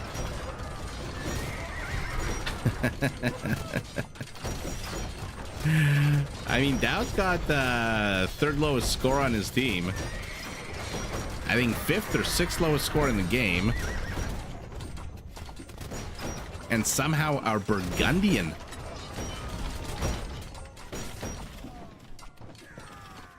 still in this. And now he's trying to insert himself into the trade route. More and more units are streaming forward. What's the trade payload, by the way? Not a lot of trade, actually, for these teams. If for a game that's an hour and 7 minutes in, there's not a lot of trade at all. Okay, finally, somebody's carrying a sack. Only 65 gold. Oh, okay. Well, there you go, Hexit. You don't need to cry. Oh, look at how cool this is. Camel archers taking on Mangadai. That is just yeah, that is very cool. So a bit of a, I don't want to say short game, but shorter than last game. And there you go. Chris, you backed the right horse tonight. And Hexit. Yeah, they do end suddenly. That's why I was surprised when the last game ended the way it did. After Rooster resigned. Let's see who got the most kills. Our Berber. Hello, Chris. Our Berber got the most kills, 752. Anyone else even close? Not even close. Next after that is our Hindustani. Winchester with the Mongols. Wow, our Berber really crushing it with those camel archers. I want to see how many kills they ultimately do have. 71 for you. 72 for 12. That's literally 6 kills apiece. Although not surprising when they were fighting freaking spearmen. And yeah, no attack bonus for them. But this is just too much. They were just way too pushed into here. And Yellow reclaimed the Burgundian homeland, now pushing out. He's got paladins as well. That's funny. Where are they? Okay, they're just starting to stream in now. It's nice to see a positive comment about that. Andre, let's take a look. Teal had 5k gold.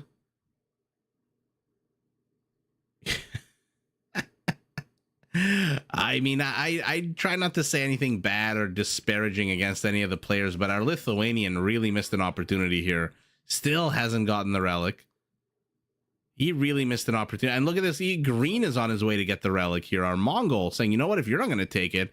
Then he researched winged hussars, which he had trained one of.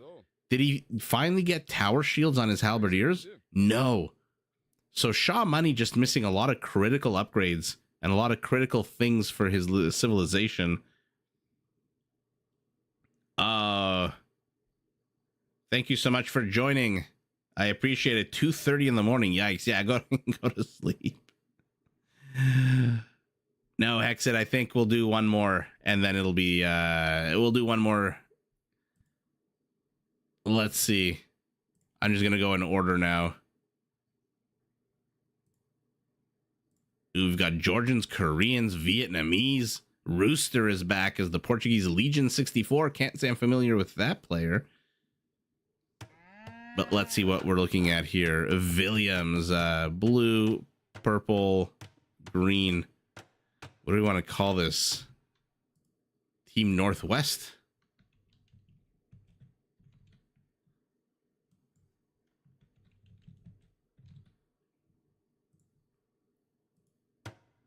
All right. Ooh, we haven't seen Jimmy 4 times, Jimmy 4 times, Jimmy 4 times, Jimmy 4 times for a long time.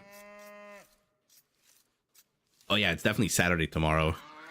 which is why I always like to stream in the evenings. But yeah, Jimmy 4 times, who I'm assuming is a play on words on Jimmy 2 times from Goodfellas, is playing as the Vietnamese in orange. In his pocket, he's got Rooster. Don't resign too early, Rooster, as the Portuguese in green. Legion 64 as the Teuton in purple in the other pocket, and then Williams as the Mayans in blue. I like to see Mayans on Rage Forest. Gives you a nice discount on those walls. Rogue Wave as the Lithuanians. In his pocket, ACCM as the Koreans, so expect a lot of Yepseong towers. Dr. Cosmonaut this time as the Georgians. Okay. By the way, Georgian, they get classified basically as a Manaspa civilization. They have some pretty good heavy-hitting units in the late game. And then Richard this time as the Incas. So the Incas taking on the Vietnamese. Ooh. Archer civilization versus counter civilization. Eagle warrior down. So our Inca already losing his scout. Our Portuguese already losing his scout. And then in the south of the map, we've got the Lithuanians facing off against the Mayans. Ooh. I mean, it's hard to bet against the Mayans. Hard to bet against the Lithuanians either. Let's see how that shapes up. Hexit is going with Team Northwest. Team Good Food versus Team Bad Food. Who's the good food? Who's the bad food? I mean, Germans, the Teutons. I love Vietnamese food. Can't say I've ever had Lithuanian, Georgian, Incan, although I do love Korean barbecue. That's it? You're changing your vote? Okay. Everyone gets one mulligan. Man, it has been a while since I've had Korean barbecue.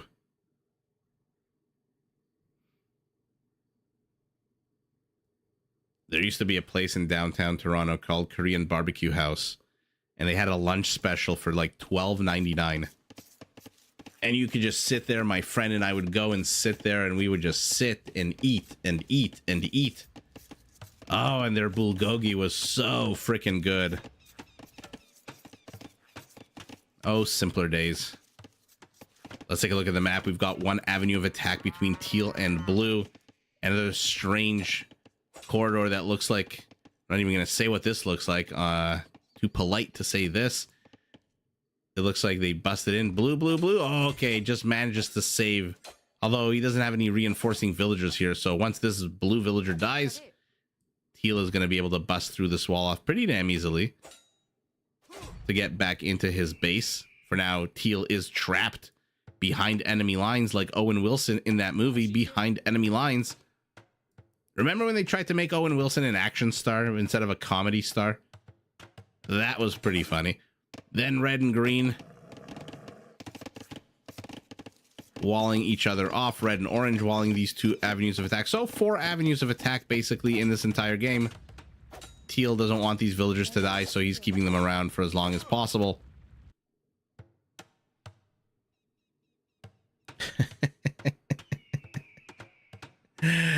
Hexit, I am starving. I don't know if you can hear it in my microphone, but my stomach has been grumbling for the last 15 minutes. What the hell is this? Somebody try to pull 9 boars, please. Do they move? Yeah, they also... I thought rhinos moved faster than boars. Why does it say 0.96? Maybe it's a Rage Forest thing. But I'm like 99% sure that rhinos and elephants move faster than boars and javelinas.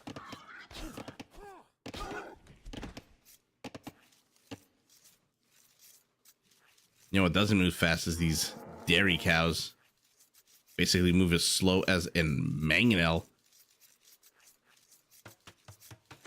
Let's see, has anyone managed to sneak in any villagers behind enemy lines?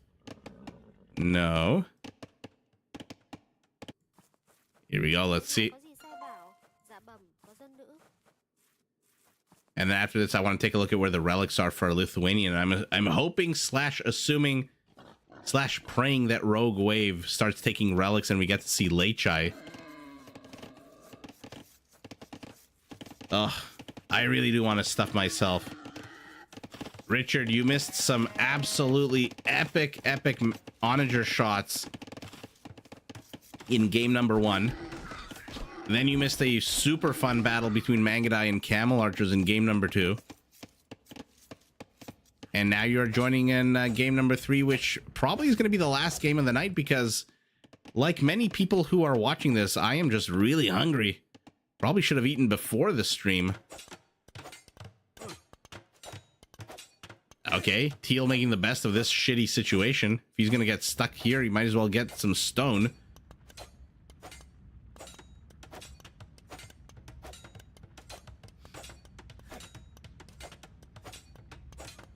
Rhinos and boars move at the same speed? Damn, that changes a lot. Is it just elephants that move faster? Oh, the wall. Thank you so much. Thank you so much for the $5 super chat. Keep doing what you're doing. We love these streams. I really appreciate that. That is super cool of you. I still don't know how to react to super chats. I'm just glad people are watching. And more importantly, people are commenting and liking what they're seeing. That is really cool. I thank you so much. And yeah, as the channel grows, I'm happy that it's growing.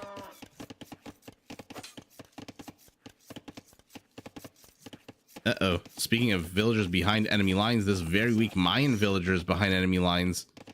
Maybe trying to lame a lake or two here. Oh no, she's gonna be able to lame the lake. Oh, look at this. ACCM trying to block her path with fishing ships. Ah. Oh my god, he's gonna do it.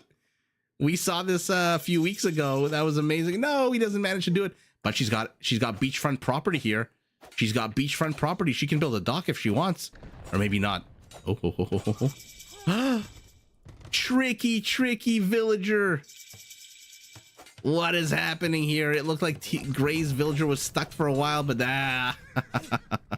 all good things come to an end, and William's villager shenanigans ultimately do come to an end. Oh, that was hilarious. This is why I love Rage Forest.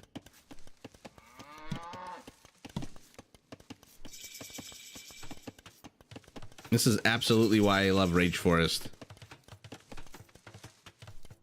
AJ, thank you so much. I appreciate that. Thanks for joining and commenting. Boar walking 8, running 9, rhino walking, elephant. Interesting. I'm gonna have to look that up as well. I thought the rhinos and the elephants were faster. I'm zooming on here. I'm hoping Orange sends a villager at some point to get some of these boars, but I'm as always probably wrong. Smokey the Bear leading these red villagers on a little chase here.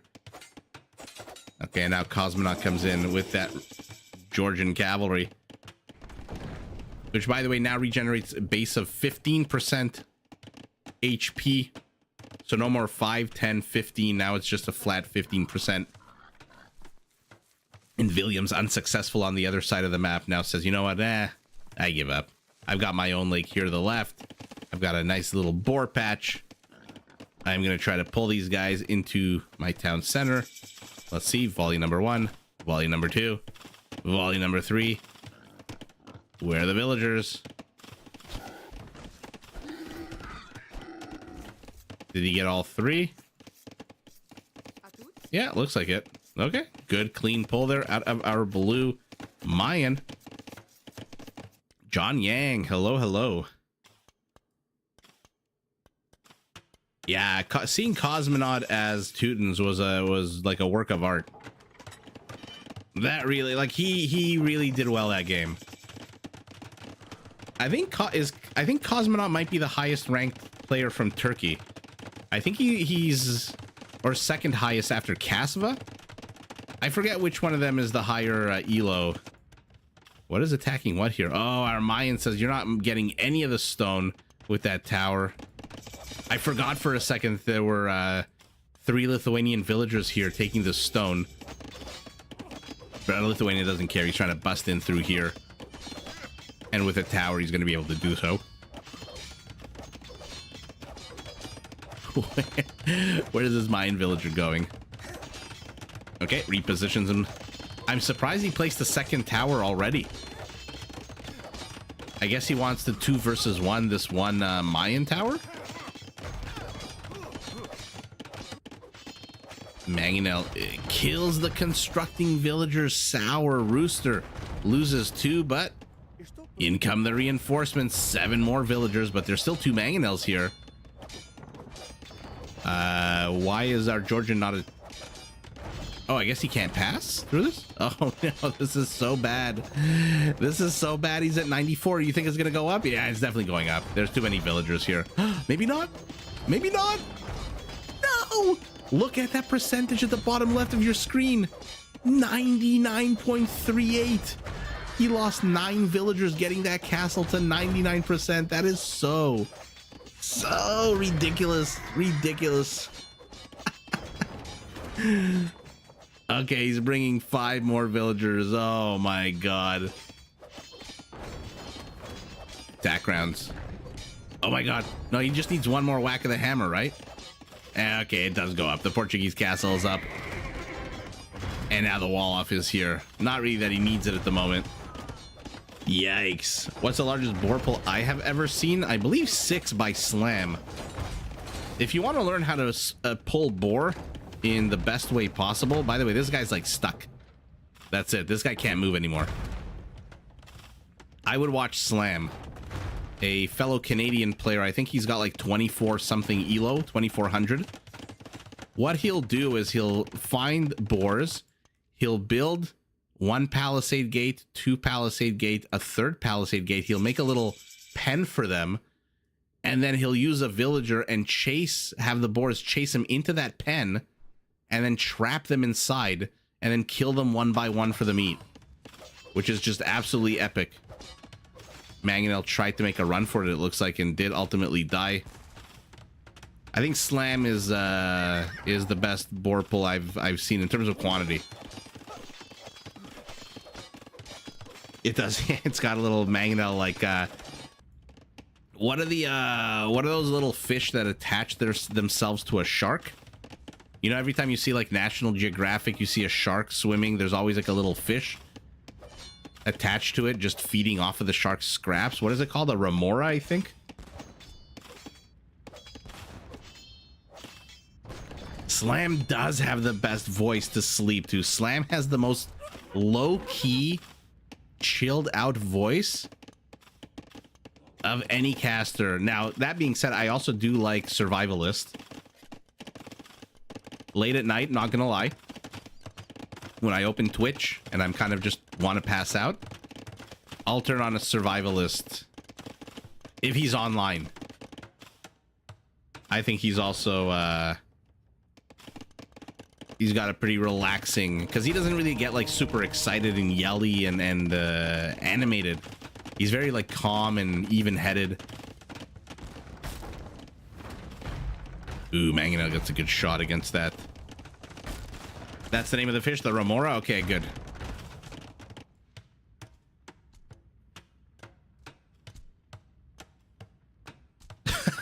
John, you mean Radu?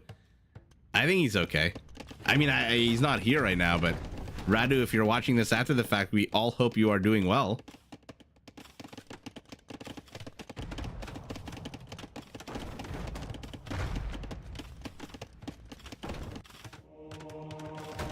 But he is, Radu's from France, so it's like, what, 3 in the morning there right now? 2 in the morning? So he might actually just be sleeping. Let's see what's going on around the map as more and more players, everyone except for our Lithuanian, who in 10 seconds will be in castle, is in castle. And by the way, our Lithuanian, what is he gearing up to build here? Walling himself out after these few men-at-arms that he built initially. Siege is the name of the game for him. A whole bunch of Incan infrastructure. 6 monks. Our Vietnamese, 70 villagers, 22 fishing ships. Okay, so a bit of a slower start than the first 2 games that we saw tonight. Yeah. I hope he finds a job soon. He's been looking for a while. Radu, man, we're all pulling for you. I haven't been on that Discord. I'm really bad. Again, I'm gonna after this stream go and catch up on Discord because I saw there were some posts there, but I didn't have a chance to participate, which is I guess the whole point of a freaking Discord. Here we go, competing castles. Even though the Korean tower was up here attacking the villagers. Oh, that's so sour. ACCM also stopped at 88%. What is going on this game? He's bringing more villagers, a lot more villagers. This is definitely going to be enough to complete the castle. He'll lose 3 or 4 of them. I really like the organ gun. I love that they narrowed the spread. Here we go. Blue isn't even paying attention. You didn't even need to bring all these extra villagers. I like that it fires in a narrower spread. I like the attack bonuses. I think it's a pretty cool unit.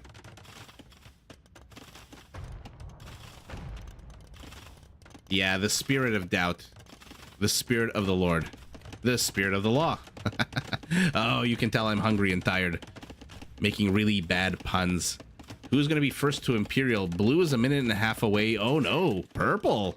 Legion 64 with the Teutons. What is he going for? Knights? Bloodlines? We're going to see Teutonic Paladins yet again.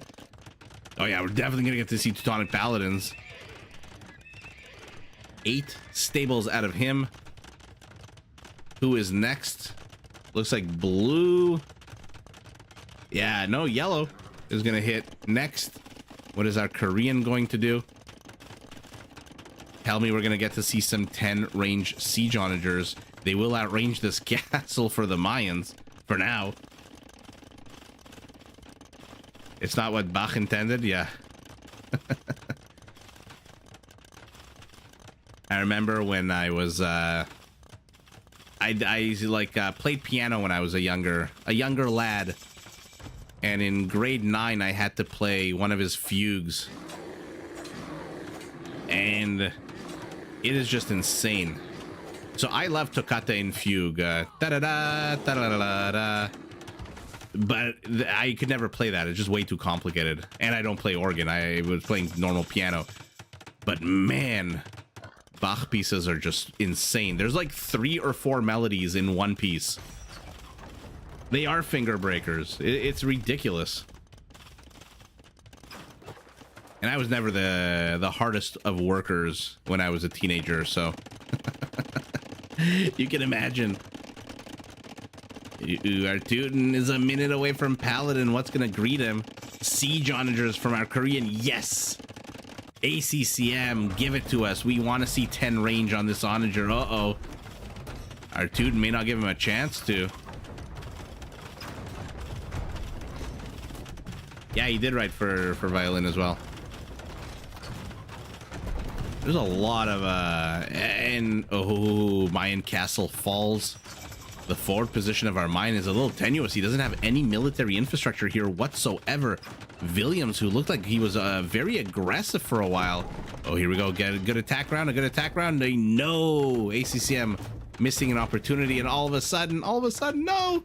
You're Koreans, you have 1 range. Why aren't you attack rounding these paladins?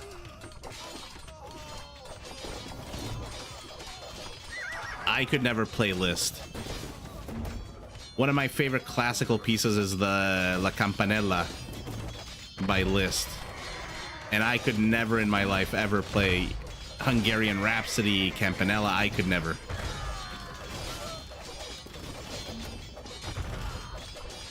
Teutons are strong in any map. If you can get them up to where they need to be, which is a paladin with insane armor, siege onagers, they can absolutely wreck anything on any map. Except maybe water maps.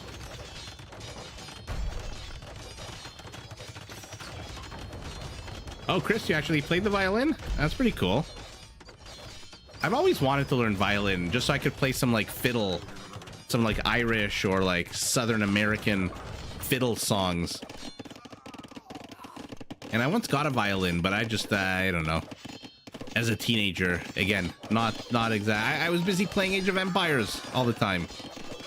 And piano. Who the hell has time for us for a second instrument?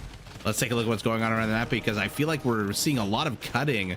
A bunch of okay, a bunch of Incan monks are just hanging out here. Not really anywhere they can go with this castle in their face.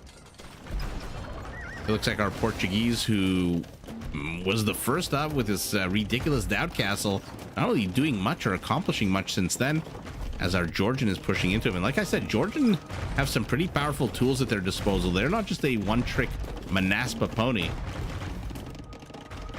The Keytar.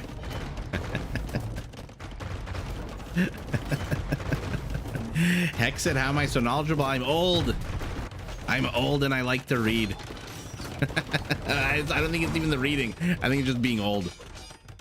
Did Yellow delete a gap in his wall just to let that onager through and just to let these paladins kill him? By the way, how are the paladins doing in the back of the Korean and Georgian base?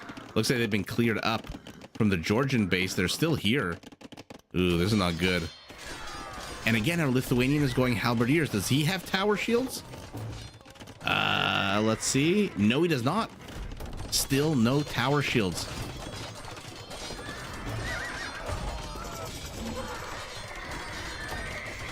Oh, yeah.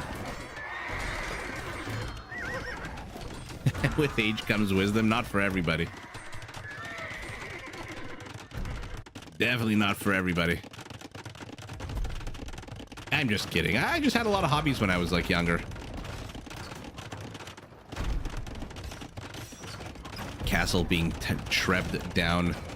The Inca. What does your army look like? 14 monks. What do you think? You're Aztec? Okay, they are going to target these bombard cannons. The bombard cannons do outrange them. I'm assuming they have block printing. Yeah, they do. But even with block printing, the Rattans, one of the coolest looking units in the game, and one of the most powerful archers. We've got elite eagle warriors for our Mayans. Did I miss El Dorado? Do they have 100 HP?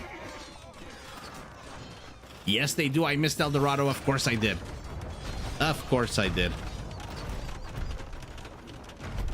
But he's only got 5 eagles. He's going up to 10. Elite Rattan archer to the north.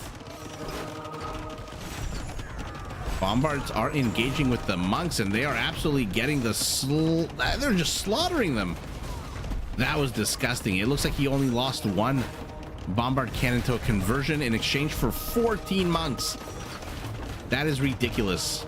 That is a fantastic exchanger for our Vietnamese. Terrible attack round from ACCM. Maybe a second one will do. No. Looks like he injured his Treb a lot more than anything else there with those attack rounds. And Legion 64, who are you? Where did you come from? With the Viper-like rating to the back of every single base. This is like what the Viper does. Do you have tower shields now? Still no tower shields for our Lithuanian pikemen. The South is at peace. They have agreed. No war. Gotti, why don't I stream on Twitch? I will. I will be starting to stream on Twitch this year. Twitch is a different animal, though. To be successful on Twitch, you have to put in hours. And with a newborn kid, I did not have time earlier last year. Now that he's a little bit older, approaching 1 year, I do have a lot more time on my hands. And so I will be very much going on Twitch in this year. I do like the Crusader Knight. I wish they would introduce that to the Teutons as well. Oh, thank you, Gotti.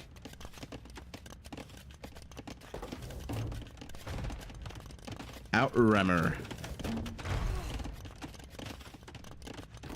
What is an outremmer? John, thanks so much for joining, chatting, talking about fugues.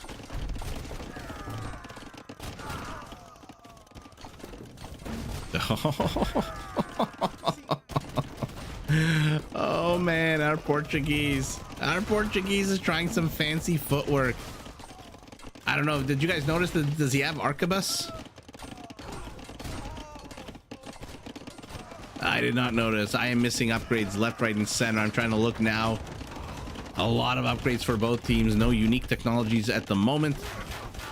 Rattan must have a shit ton of kills. Only 8?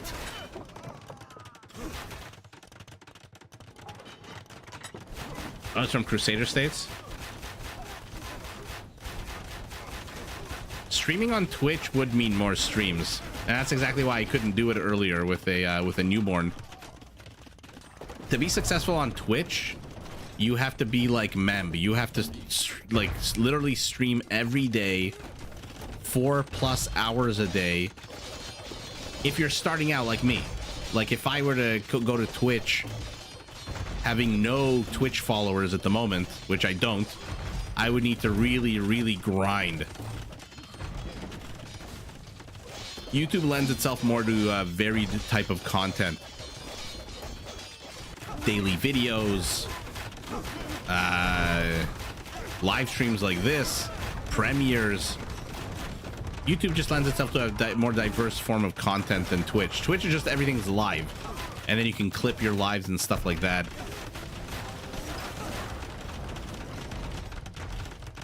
Oh, John, I'm never leaving YouTube. YouTube is always going to be my primary focus. I just like it. I like the interface.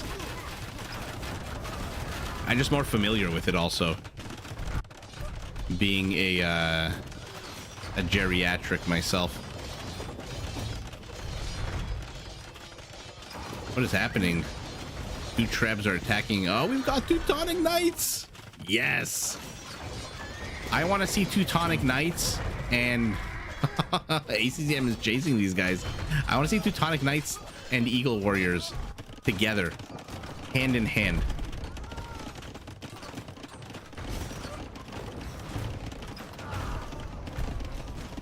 Yeah, look, I barely scratched the surface of YouTube. Now to start a second platform would be very difficult. Doable, of course. Probably worthwhile to do, but difficult. So for now, I'm focusing on YouTube. Look at the number of dead skirmishers here on the water. I love to see the animations like that. The Rattans holding their ground, by the way, with that ridiculous 10 pierce armor, even against skirmishers. But again, Legion 64 is just everywhere with these paladins. Entropy is a streaming platform. Never heard of Entropy. Exit, you like the Teutonic Knight? Let's see if... Oh no, they're all dead. Sorry. I wanted to zoom in on some Teutonic Knights for you, but they're all dead. You like my shorts? Thanks.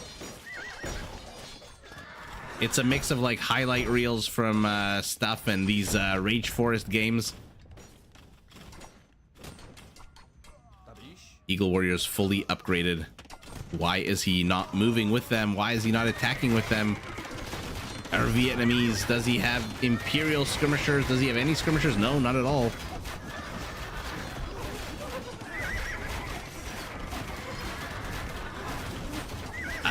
Chester, I don't think I put up a picture of me just yet. But I think, oh, by the way, for those of you who were live with me, I think last week or the week before, when I mentioned how my first picture with my wife when we first started dating was at a Burger King, I found the photo and I'm going to put it up.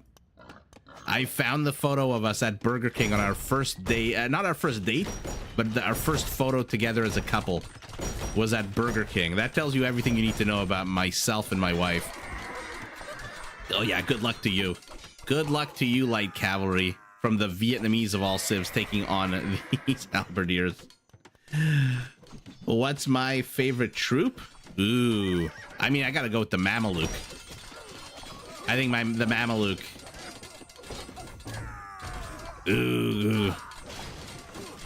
He has a man crush.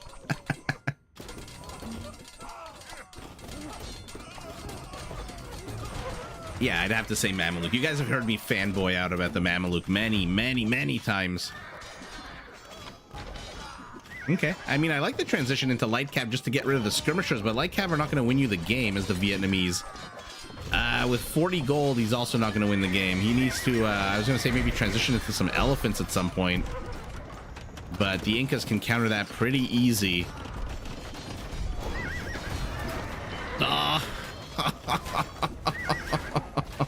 Cosmonaut just wrecks his own teammates' Trebs. By the way, Cosmonaut, with the Teuton Trebs in game number 1. Now he's got Georgian Trebs.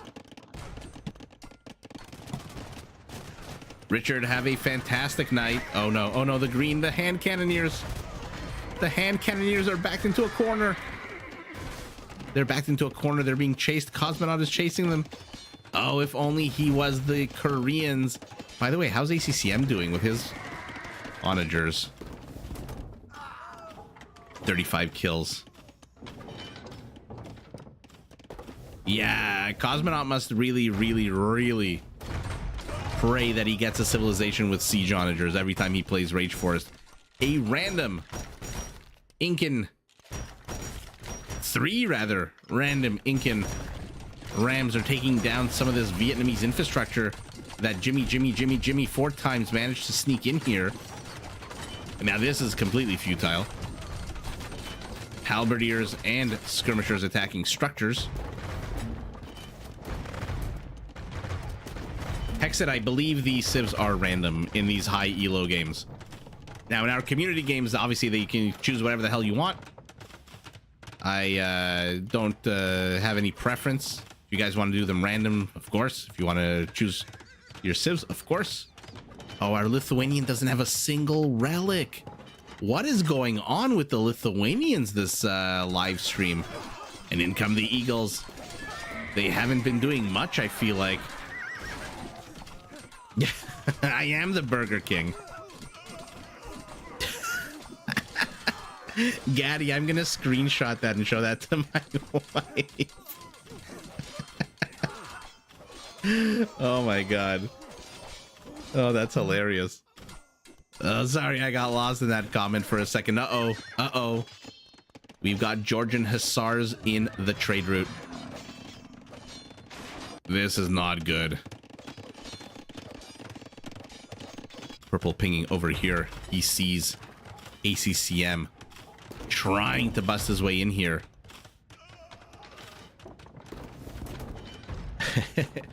Chris, have a fantastic night. I'm glad we got to see all of those camel archers. That was pretty cool. They hate relics. They certainly seem to allergic to relics this game. Rattans yet again holding the ground. You got Imperial skirmishers, and there's the elephants. They're the elephants. They are fully upgraded. They've got Chatras. They've got 420 pot for everyone who hit that bong tonight. These are your elephants. But no! Don't throw them away against halberdiers. Sour. We waited so long to see the elephant, and the count gets whittled down to 8, but they work their way. They plow their way through those halberdiers. Oh man, just even thinking about Burger King right now makes me want to order Burger King, but I don't think there's one nearby. Yeah, Jinx. Buy me a Coke. Eagles are chasing these Lithuanian paladins the hell out of town. With 100 HP, they can freaking do so. They do come with a +4 attack against cavalry. Looks like ACCM caught a few Mayan trade carts in the wrong part of town, but here we go. Our Teuton, ACCM, good attack round there. Our Teuton's about to surround, and the Eagles to the north. We've got a sandwich. Bye Korean army. An absolute slaughter fest. The paladins need to get the hell out of here. Leave it up to the Eagles to mop this up. And that was a fantastic sandwich there. A lot of good moves out of these games.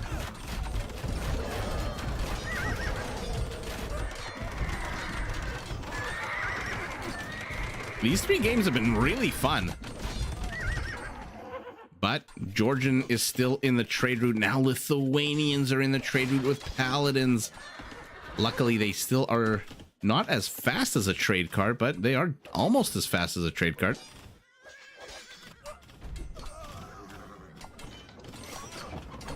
Why do I feel like the action has kind of died down on the map? Maybe that's just me. Elephants are definitely not going to help out against these hussars over here. Uh-oh. How many siege onagers did Cosmonaut bring? 4. Good attack rounds there, taking a lot of HP off these elephants, but he's losing these Onagers, where is our Inca? And why is he only training skirmishers? Richard, has he spent any gold this game except once he lost those monks? Those 14 monks to those bombard cannons? Oh no. Okay, our Lithuanian finally does have 2 relics, so his paladins should be at a +4. There they are. But now he's got Eagles raiding his base, 100 HP. Oh no. Oh no. He is heading straight for the trade route. And if Eagles get in the trade route, okay, here we go. Our Teuton smells it. Look how slow this paladin moves without husbandry. It's so painfully slow. Will he cut a path before the paladins come? Let's see. Let's see it. No, they veer north. I mean, they're on the same team. I shouldn't have made it sound like the paladins are going to attack that Onager. I thought he... Okay, never mind. I thought he was definitely going to come and join in on the fight here, but no. And now our Vietnamese is being pressed back. To the south, he's getting 2v1 by Cosmonaut and Richard. And now he's also having to fight Hussars. Cosmonaut happy to kill his own units in attack rounds because why the hell not? The Onager does move faster than those Teutonic units. One big annoying thing about the Teutons is that ridiculously slow paladin, and this is again a waste of time. You can't wall off this map in the late stages. Oh, he overshoots the mark. But holy shit, look how many Lithuanian paladins there are here. I'm gonna stop trying to click. 47 Lithuanian paladins, 20 Teutons. But the Teutons, remember, come with extra armor, but look at the HP. These must be the ones that were fighting ACCM's army and losing all of their HP against those halberdiers. Yeah, our Vietnamese is dead. The trade route is dead. Things are looking very bad for Team Northwest. Let's see one big last bat. You know what? In a choke point? In a choke point with an Onager? Okay, never mind. The Onager dies. The Teuton gets surrounded. Oh, an absolute slaughter of Teutonic proportions. Only the Teutons can get slaughtered like this. And down they all go. Trade route still being attacked. Now, oh no, now skirmishers as well. Now onagers, now eagles moving in. This is a lot of freaking eagles. 60 eagles. Actually, more? 60 eagles. Oh, they're going straight for the onagers. ACCM or Cosmonaut didn't notice. And now that the... Okay, now that those are gone, his army is free to engage. The eagles are free to move in. A few of them peel off over here. Where the hell do you think you're going? They're going after Treb. Treb Hunters, Eagle Warrior Edition. One packs up at the worst possible time. I guess not worst time. I guess their, I think their melee armor does jump.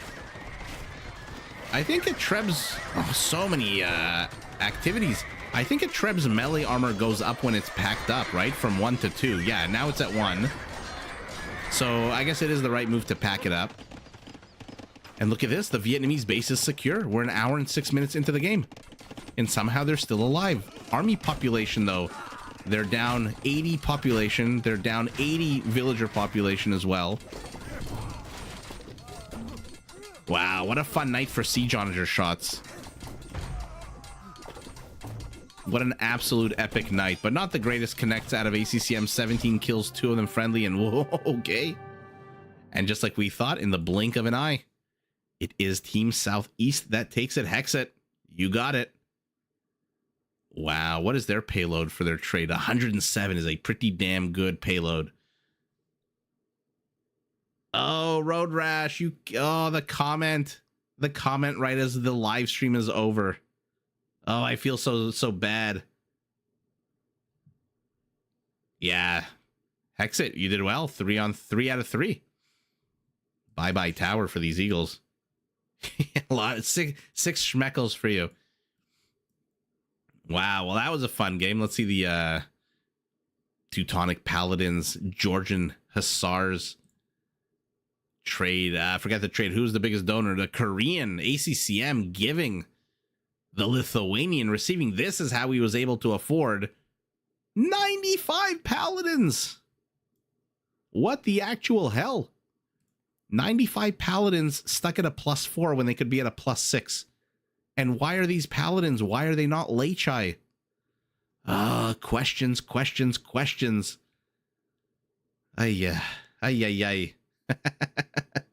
Yeah, Road Rash. Hopefully we'll catch you live soon. Wow, 95 paladins for a Lithuanian. His paladin count, by the way, is half of his army, half of the team's army count. 95 out of 226. Just about half of the army supply of his entire team is just Lithuanian paladins. And is it a surprise? He got 44 trade cards, never ending amount of gold. And let's take a look at the kill count and then we'll log off. 741 kills. Not a lot of kills for a game that lasted over an hour, to be honest. And everyone else is pretty damn low. I told you in the beginning it was a slower start. And about 20 minutes ago, I felt like there was not as much killing going on.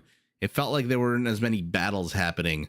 But in any event, it is what it is. Everyone on your way out, please remember to hit that like button.